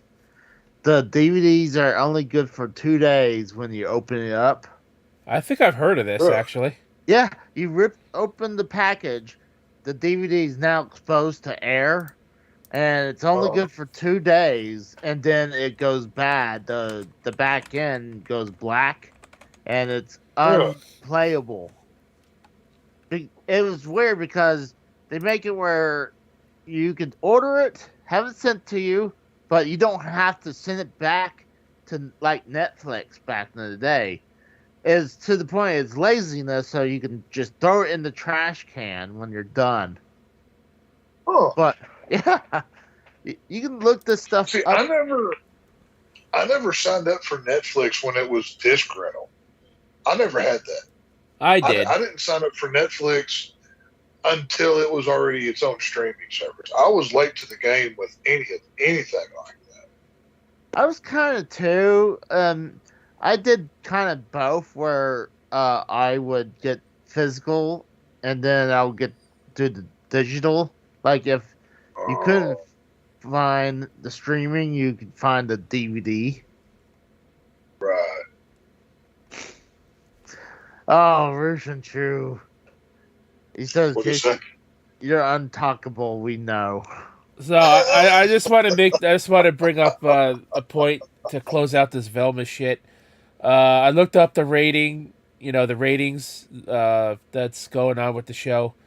Rotten Tomatoes has it sitting at a 42% critic rating, rotten, and the user rating, which is the average everyday people like us, is sitting at a 6% rating. Oh, okay. So it's even worse. Yeah. It's, This is, on IMDb, it's a 1.3 out of 10 star rating. Right. I actually just pulled That's that out up. of 57,000. Yeah. Let me see if This I is can embarrassing. find see, it. the thing is, when you want to look at like ratings, you don't look at the critics' ratings because they're gonna bullshit you. Yeah, the with- critics ratings, that don't mean nothing. Right. You want to see the user or the public rating, because that's going to be more accurate. So I could break this down for you guys. 56,855 ratings on IMDb for the show. 3.8% gave it a perfect 10. I don't know what they were on, which is 2,135 people. 0.5%, which is 0.5%, gave it a 9, which was only 311 people. 1% gave it an 8, which was 544 people. Whoa. 0.9% gave it a 7, which was 517 people. 0.7% gave it a 6 out of 10, which was 383 people. 0.6% gave it a 5, which was 337 people. 0.5% gave it a 4, which was 271 people. 0.8% gave it a 3 out of 10, which is 443 people. 2.3% gave it a 2 out of 10, which was 1,295 people. And a staggering 89% gave it a 1 out of 10, which was 50,619 people.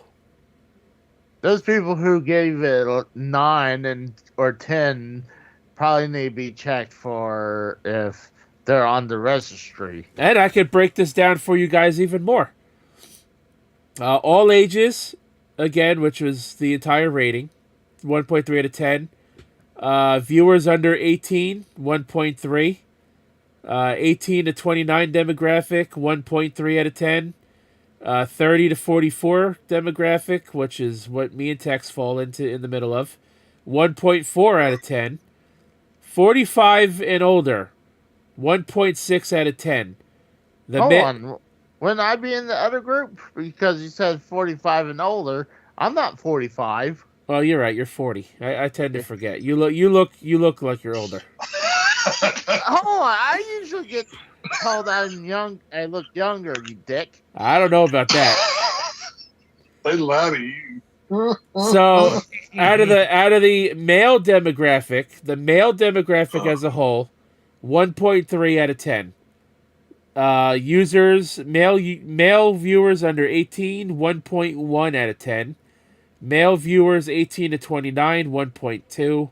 Male viewers, which again is us, 30 to 44, 1.3.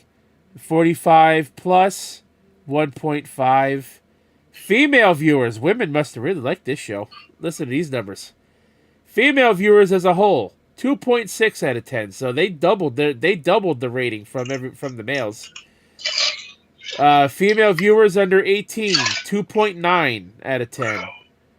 Female viewers 18 to 29, 2.3.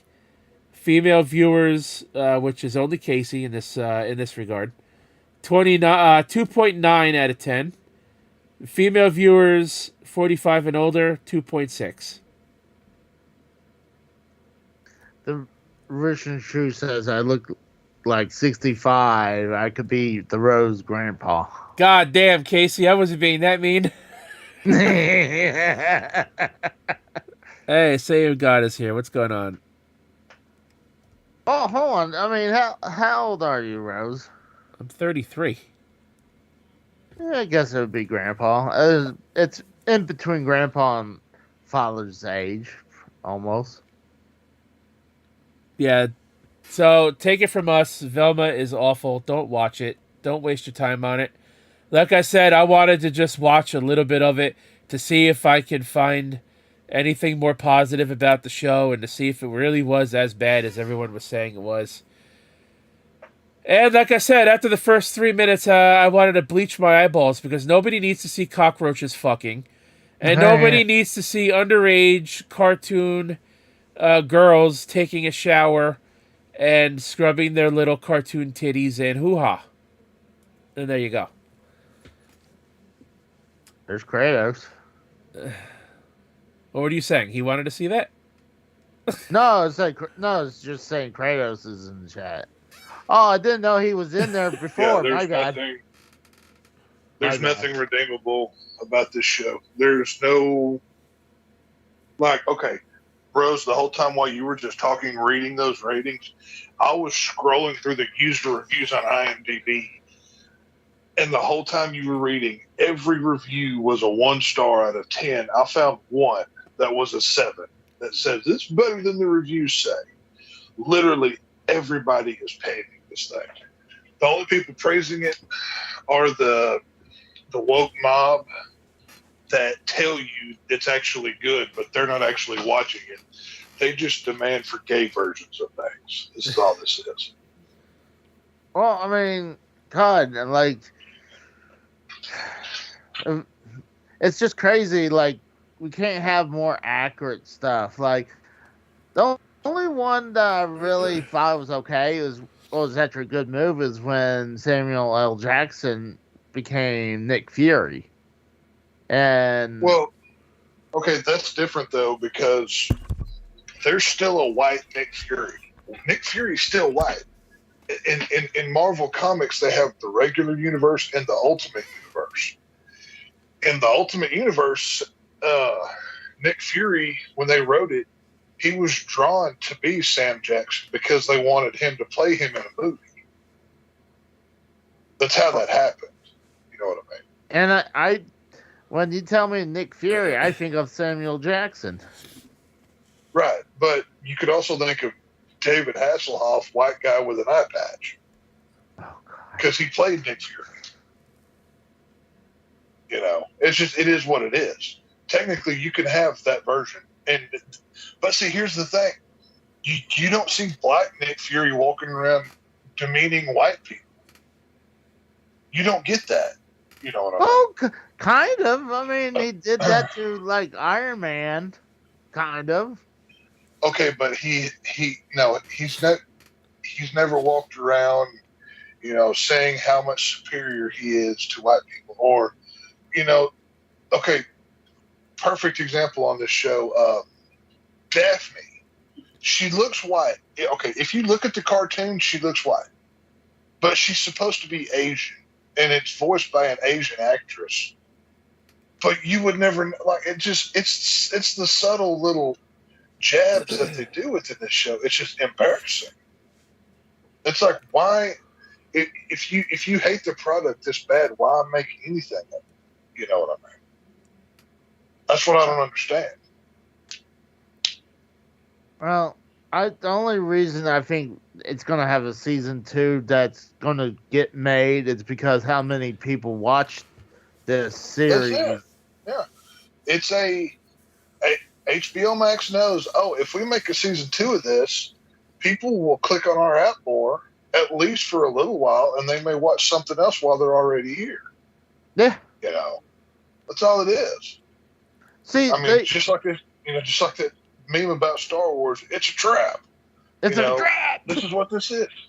This is what this is. This is, Colonel what's his face looks like an octopus. Just imagine him screaming, "It's a trap!" Because this is what this is. It's bait. Would you assume they should do the Netflix idea where Netflix, a lot of times when they get a series, they drop the whole thing at once? Like, I don't know if I would sit and watch Tiger King week after week after week. I wouldn't have either. I would have. I mean, there are some, like with The Last of Us, that's another show that gets released weekly. I wish that, like episode 2 of Last of Us dropped this past week. I liked the episode, but I feel like it would have been better if I could have watched it between other episodes. You know what I mean? It was kind of one of those things. Yeah. And like over on The Harsh Truth, we have our little creative room deal, right? I was, we were DMing about the show. I said, I'm starting to get worried a little bit that The Last of Us is going to have Walking Dead syndrome. And what I meant by that is we're going to get a lot of filler episodes to fill out a bigger season. So they're going to take something minimal from the game, and then they're just going to filler around it to make a 45-minute to an hour. Oh. When in reality, it wasn't needed. That's the one, because, there's only so much you can do in a apocalypse type show. You know what I mean? Yeah. Especially when The Last of Us 2 ruined that fucking game in the first place. Well, that's another thing. I'm curious to see how they handle that part of the story, because I like this show. I've done nothing but praise this show. It has been amazing. I think Joel is incredible. Pedro Pascal, rock on, points. The dude is killing it. I'm not crazy about Ellie, but, it's a kid in a zombie movie. What are you going to do? Well, I can tell you in the second game that she's a lot older, so... I know. If they're gonna go a season 2 with that, or maybe even 3 seasons, and they're gonna pan it out more, I don't know how they're gonna handle it. Well, not just that, but there's a Last of Us 3 video game coming out. You know what I mean? Well, honestly, how older did she get between the first and second game? Like 10 years. Then you gotta recast the character. Then. And don't forget. Well, Casey, I don't know if you played the games, but I guess not. But not only that, but they turned her character into a lesbian, they pretty much threw a lot of woke SJW bullshit into that too. Because that's the current fucking society we live in. We have to pander to all that bullshit. Oh, apparently I'm getting credit for another person's death. Oh no. Annie Warshing. She died at the age of 45. I don't even know who that is. Well, Frank said something while we were watching football about some actress dying that was in Star Trek. That might be her then. Probably her. I don't know. I've never heard of her. I don't know who she is. I think Casey flashed. Either way, Ruth says I think Casey flashed her, and that's how she died. Either way, the moral of the story is don't watch Velma. Don't talk about it. Don't even treat Velma like Voldemort. You don't even say its name. It's Fight Club. It doesn't exist. Okay, that's how it needs to be handled. Yeah, the number one rule of Fight Club is you don't talk about Fight Club. Right. The number one rule about Velma is don't watch it and don't talk about it. That's how we're going to handle it. So safe to say we're not going to have a part 2 of this discussion anywhere down the road because it ain't happening. I've already forgotten what that show was called. I've already erased it from my brain. Oh wow, that's funny. It's gone. It's like it's just like on South Park, and it's gone. That like poof, it's gone. It never existed. So yeah. I am, however, Tex, going to keep that source that you gave me handy to watch other stuff. That's a great source. That source is chock full of everything. Please. I'm like, that source helps me out over and over and over again. I very much enjoy it. But yes. So I think now that we're about 2 hours in, let's get to our last topic. That won't take us all too long. We're an hour and 50 in. So we know the Super Bowl will be the Philadelphia Eagles versus the Kansas City Chiefs. Super Bowl 57, February 12th, 2 weeks from tonight. Which actually lines up perfectly with the next Lesson Serious. Whether we do a show after the game or if we do it while we watch the game, depending on if no one else is going to be doing it. Frank seems to have been doing the football stuff lately. Frank did say tonight that he'd be going live during if anybody wanted to hang out. So oh, there you go. So we'll do that on maybe Frank's... Maybe we could work something like one goes live during, one goes live after, or something. We work something out. Right. So I mean, so there you go. So we could all hang out over there on Frank's channel, watch the game and stuff like we did last year, and then maybe if everyone's up to it afterwards. Shit. I mean, we can do a simulcast and everybody can go live. I mean, hell, do whatever. You know? Right. There's options. Yeah, I'll go live too and be like, I'll try to get some. No, Casey, you'll be over here with me if we do a Super Bowl after show Lesson Serious. I'm gonna simulcast it to the no viewers I have. I'm like, we're all gonna simulcast. You know, we never heard of that word until when it happened with WWF and WCW. You never heard of that word. So who do you think's going to win, Rose? Casey, we're not talking about wrestling. I hate wrestling right now. Who's going to win the Super Bowl? Well, I saw earlier today, and I'm sure Frank is mighty upset about this. The Eagles absolutely destroyed the 49ers 31-7. Oh, man, you should have. Did you hear him go off at the end of the game? No, I've been dealing with so much bullshit today that I didn't watch anything. Oh, dude, he was cool for like 99% of it. But whenever one of the who was it that ran out of bounds?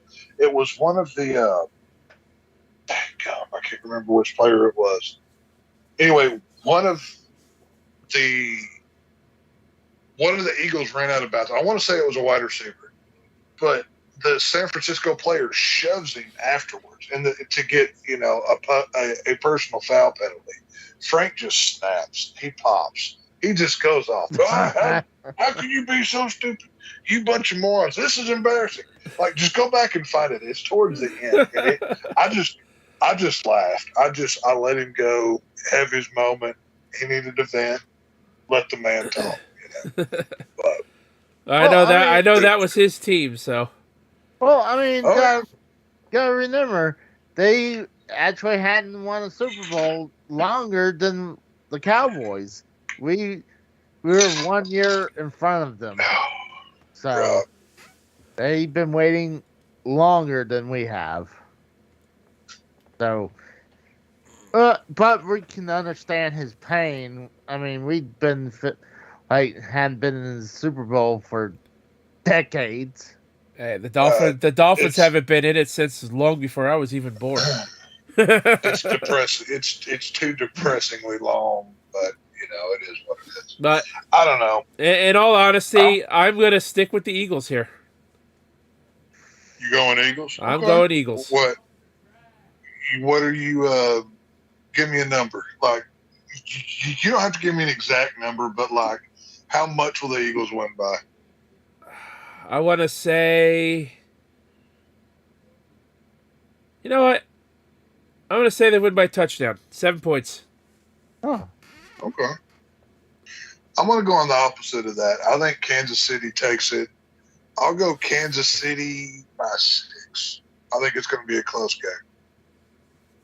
No, I'm going to say Kansas City by 3. 3? All just right. to make it even more exciting. And I'm going to say I want to go for the Kansas City Chiefs, but how bad Eagles destroyed the Niners? They've been destroying teams all year. I go with the Eagles. So, well, Casey, hang on. Remember, you're a Cowboy fan, right? So you like Dallas. Yeah. Do you know where the Kansas City Chiefs used to play football? in Dallas. They were Yeah. the Dallas Texans. Yeah, they are So, the Dallas Texans. Technically, Dallas made it to the Super Bowl today. And your team So- and the Eagles are in your team's division too. Yeah, Right. I mean, I don't So want technically, I'm rooting for Dallas in the Super Bowl by cheering for the Chiefs. So let's go Dallas. That's what I'm saying. Well, I want Chiefs to win, but I got a feeling Eagles gonna win. Yeah, but your feelings are, Oh, hold on. Some of my feelings come true that I still Okay, give well, credit. Eventually, every once in a while, I pick the right lotto numbers and win $5. You know what I mean? So. Oh, granted. I mean, I only predict one person's death, and it's like the Right. lottery. I'm like, I still get credit for every time a celebrity dies. I hear about it. Aru says close game. Chiefs will win 21-17. There you go. I'm Like I said, so- I'm going Chiefs by 3. I think it'll be a fun game. I think the halftime show is going to suck with Rihanna. I think we'll get a few good commercials, but hopefully all of us get to hang out and have fun with it either way. I don't even think the commercials been any good like they used to be back in the day. I mean, especially when you hit over. Especially halftime. now that the fucking M&Ms are getting rid of the mascots. So how are you gonna have a good M&Ms commercial now? That's stupid. Why are they doing that? I actually wanted to bring that up on tonight's show, but I figured after the day I've had and Tex had a long day being on 2 live shows already, now 3. My voice is shot. I figured I will leave that alone. Is it like super controversial or something? I really haven't looked all that much into it. I just heard about it like on Wednesday. I heard about it. Oh, sorry. Oh, no, I was just going to say, they got rid of the M&Ms for something else. I can't remember. It's a cartoon mascot. Who cares? Why? It's not controversial. Nobody ever looked at an M&M ad and got offended. If so, if you ever got offended by M&Ms, you need to just kill yourself. Just do us a favor and kill yourself, please. Well, Because we don't need their brand of mental illness to spread anymore. Well, you remember when Mr. Peanut died, and then his his rebirth of a little Mr. Peanut came out of nowhere. Like, so. Well, I mean, we can't have cool mascots. We can't have Sacagawea. We can't have Joe Camel. We can't. I mean, what's wrong with this? Like, they're cartoons. They're not real. They even had a black M&M, and they're getting rid of it. Yeah, they canceled the black guy. You know what I mean? There's your problem. That's why they got rid of it. It's so stupid. These people look for stuff to complain about. If you're going to the grocery store, walking down the aisles trying to get offended, move on. They actually have a black M&M. Yes. I've never seen a black. It's M&M. a black female M&M that represents the brownie M&M. Oh God. You know the brownie stuffed M&Ms. Yeah, that's the one that the black M&M represents. And they're getting rid of her. So not only is there a black M&M, but it's a black female M&M, and they're gonna kill it off just like they're gonna kill off all the other ones. Well, they're racist. They're like, they're racist and sexist at the same time. So that's what happened. Yeah, what you gonna do? So again, I'm gonna go with the Eagles by 7. I don't necessarily have an idea of what the final score could be. Aru says 21-17 Chiefs. We'll take it. Casey says the Eagles will win. Casey, what's your point spread? I go close to what Roosh and Shrew says. I'll say 28-21. 28-21. Two Eagles. So you're going with the Eagles by 7, like me. Yeah. Right. I think it'll be a close game. I'll say Chiefs by 3. All right. Well, I want the Chiefs to win, but I mean, I'll be rooting for the Chiefs, but I just got a bad feeling it's going to be the Eagles. Well, we'll find out in 2 weeks as we all go hang out on the Harsh Truths channel. Go hang out with Frank and maybe J-Man and Drew and everybody else will probably hang out for the night. Watch some football, talk some shit, hang out. And then maybe we'll have a less than serious after show, kind of like our version of the Super Bowl after show. Well, I hope J-Man and J-Man's flawed clone meet each other. I mean, I like to see how they react. Which one would get beat over the head with a frying pan first? Oh, J-Man will get him first. The flawed clone is not called the flawed clone for a written by mistake. It's there for a reason. He's a flawed clone.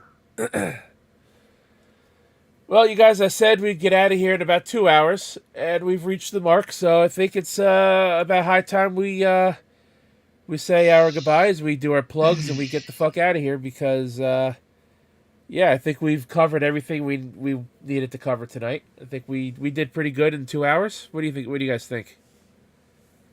Yeah, Good enough for the girls I date. All right, well, Tex, since you've had a long day in podcasting today, I guess I'll start with you. At /Vision on Twitter and the Harsh Truth on YouTube. About it. Do you know what Frank is going to be covering in the upcoming week or no? Before the Super Bowl? Nothing's nailed down yet, but tune in Thursday about 7 p.m. Central. We'll be there at some point this week. We will have a Last of Us review for episode 3, but I don't know a day yet. So just go subscribe and turn on the bell so you know when we do it. And one guy on this channel that since Casey likes to cancel people now on his channel, maybe I should start canceling. Casey is raw. What's up? Well, come on. Oh, okay. Oh, my bad. What's up? Honestly, come and check out Wednesday Night Nitro and Friday is Raw. We're doing pretty good.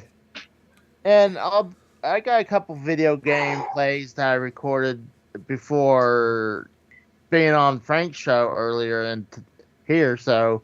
Yeah. Hey, Casey, I spoke with Frank earlier, like right before I came over. Yeah. You've officially been banned from the channel. So oh, no. What did he do this time? What did he do this time? Well, he said racial slurs, and he was just a hateful person. Like, he was just no good. So he's no longer allowed on the Harsh Truth. Hold on, what racist thing did I say this time? I mean, you gotta be a little bit more. I'm not gonna say him and get kicked off of Rose's channel. No, I mean, you gotta give me, just give me like code word, like you said the N word or something like that. See, you just said it again. Now you're gonna get banned on this one. Jeez. So are you telling me he said Snickers? See, he did. Yeah. I mean, it was honestly, I had to apologize for two people, four people. I mean, I was embarrassed. I'm sorry, Frank. I mean, I didn't know you were a fucking pussy. He wanted me to deliver the message. Casey's Raw is officially banned from the Harsh Truth. His name will never be spoken about. He will be forgotten.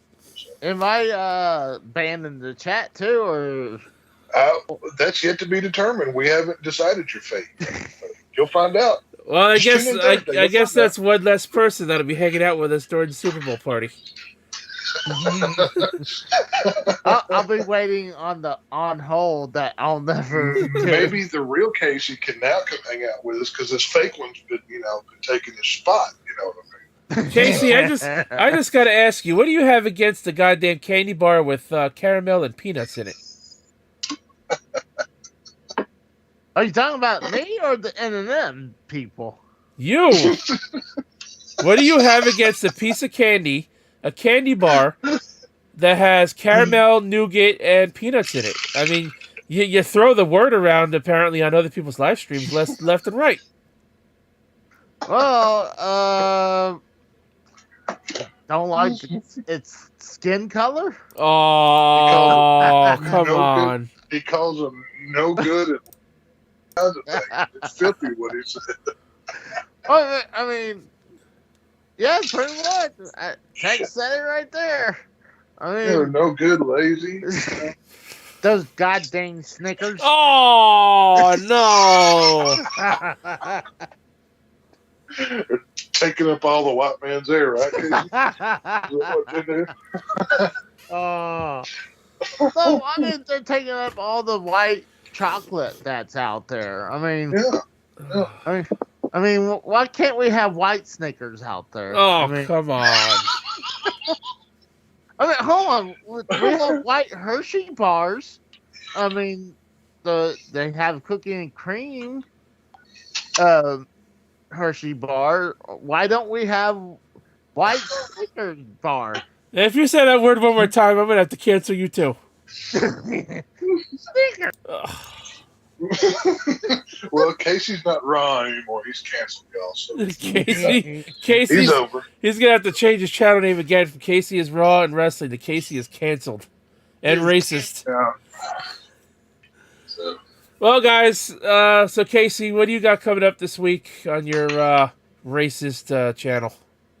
Oh, I got a couple video game gameplays. I got have a virtual clan meeting live on YouTube.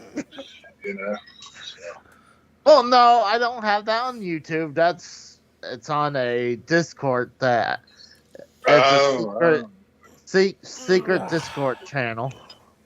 Oh. But no, I have a couple NES games that I did gameplay, and honestly, Wednesday night Nitro and Friday is Raw. Friday, more like Friday is racist, from what I've been understanding. Who's been telling you that? I don't know. I just hear stories of something about every single episode. There's a story to come out of every episode, and it's usually not a good one. Well, I'm not the one who's always saying the racist shit around here. I mean, shit. One of them is the other person on the call. Who? The Rose. Rose says horrible things. What are you talking about? That's what I'm saying. I don't know what you're talking about. Oh. No, it's all jokingly shock humor. Everybody calm your tits. Lord. But you guys have a Can't good make night. a joke. I'm gonna get out here. Well, adios. Well, guys, you can check me out, of course, on my channel. Obviously, right here, you're on my channel. So, I did a couple of videos lately, unboxed a couple of collector's editions of things that I bought.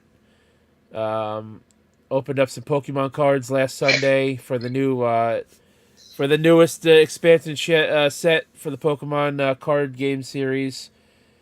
Got some cool stuff that I liked. Played some games. I got a lot more content coming out. Should be going to be taking care of my friend's son starting Tuesday. So unless plans change at the last minute, we'll go figure that out. But yeah, guys. So coming back, check out the channel. As always, there's always something up there. I may not upload every day, but I don't have a dead channel either. So, with that being said, guys, I think it's time to get the fuck up out of here. My brother says clan meetings are private, I hear. And then look what Fu said. Aru follows up by saying, but Casey makes them public.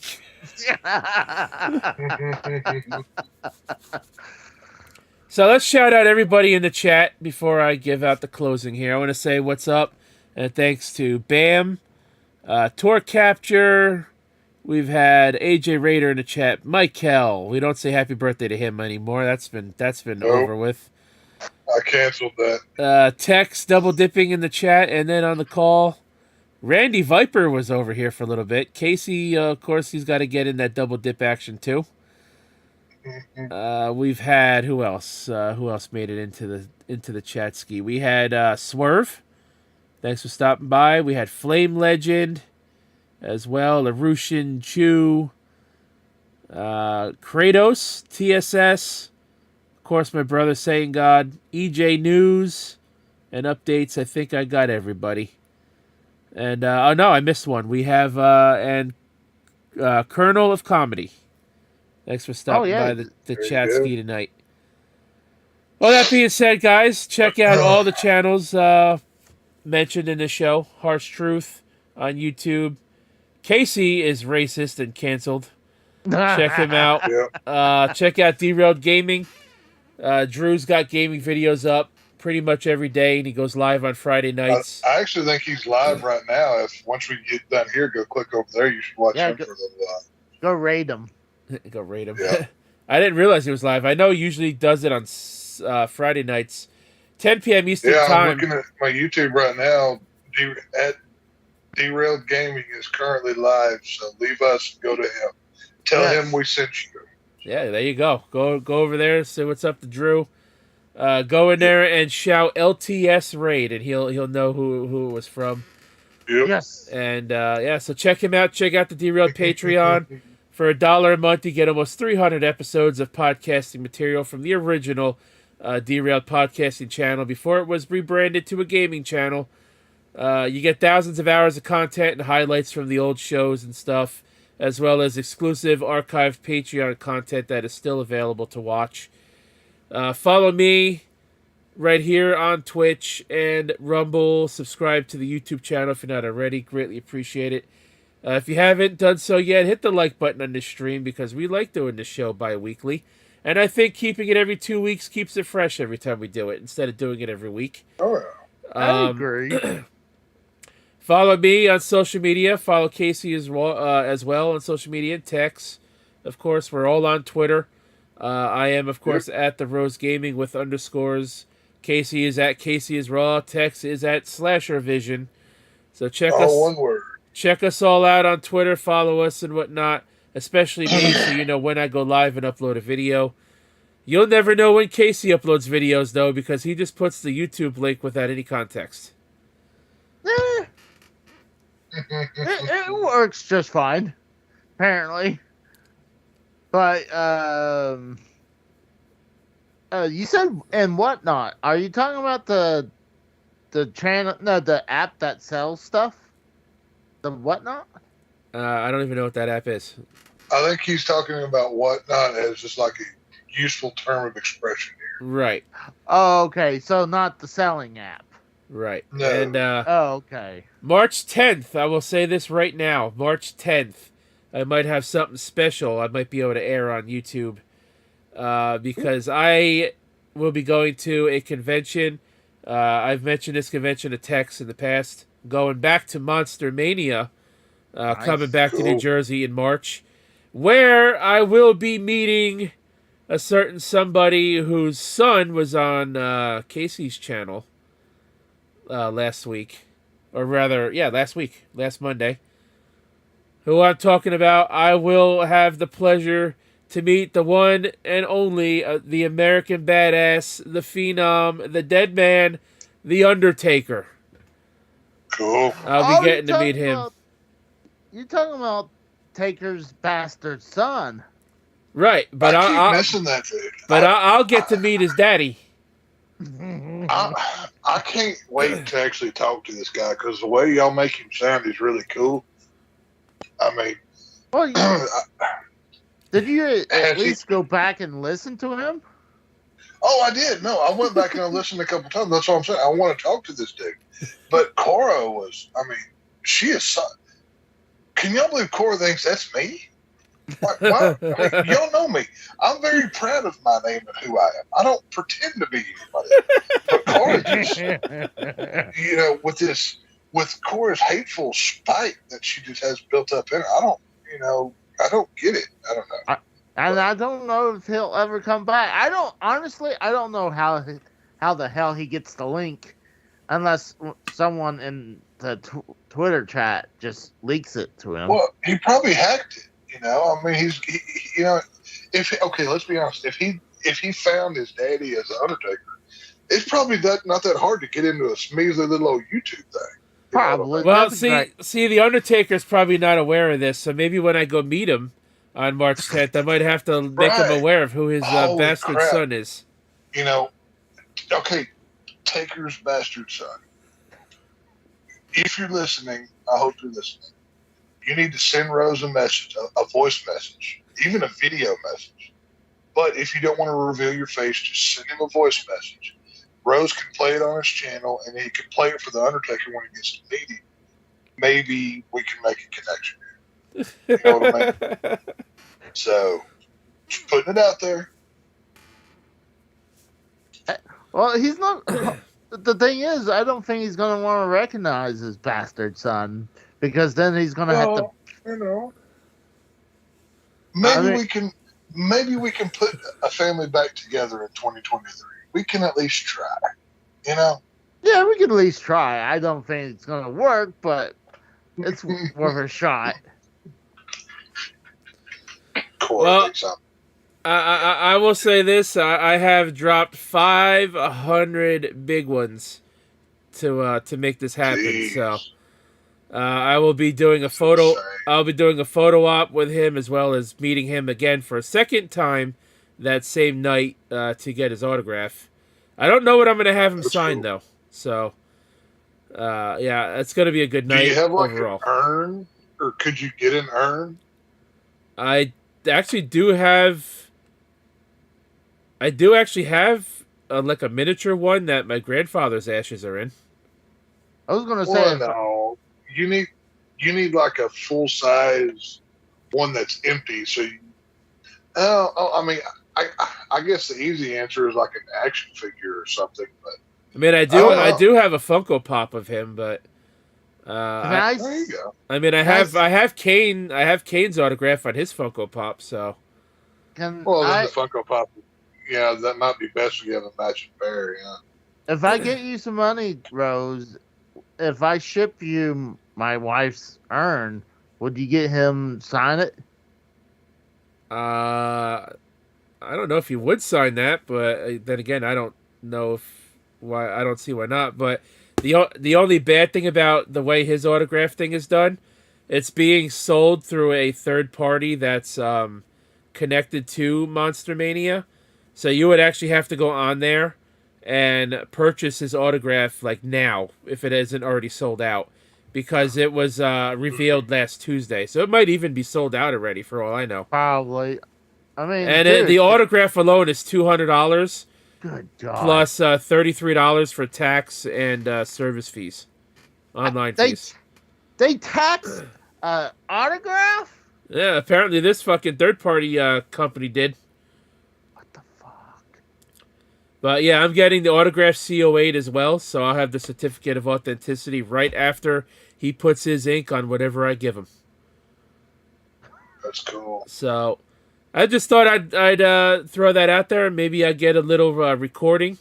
I can get a little recording of with them and throw it up there as a YouTube short. You know, it don't have to be long, like 10 seconds or something. 10, 15 second YouTube short just to get something out there. No promises, but you never know. I mean, even if I just get him on video, like walking by in passing, and maybe giving me or giving other fans in line a high five or something, I could even put that up, you know. But we'll see. That's if something doesn't happen between now and then, and he doesn't have to cancel his appearance, because that would suck. Well, if that's the case, I hope you get your money back. Well, yeah, I'm sure I would. But anyways, guys, I want to say again, thanks for watching. Check out everything in the description box down below. Check everything and everyone out that was already mentioned. We're going to say goodnight now, close out the show. So thanks to Tex for continuing his long night. Continuing his long journey, his long day's journey into night, as some say. For coming on here and burying Velma with me. I mean, the show we don't mention anymore. Burying what? What is that? And for thank you as well to Casey is racist and canceled. My co-host, as always, for continuing to keep Less Than Serious alive. Until next time, guys, I don't know what we're going to do. We'll figure it out as time goes on. With the Super Bowl in 2 weeks, like I said, it does line up with the next Less Than Serious, but if we have to push that back another week, then it is what it is. But until next time, thanks for watching, guys. My name is The Rose. For Tex, for Casey is Raw. Have a good night, everybody. We'll catch your ass down the road. Adios.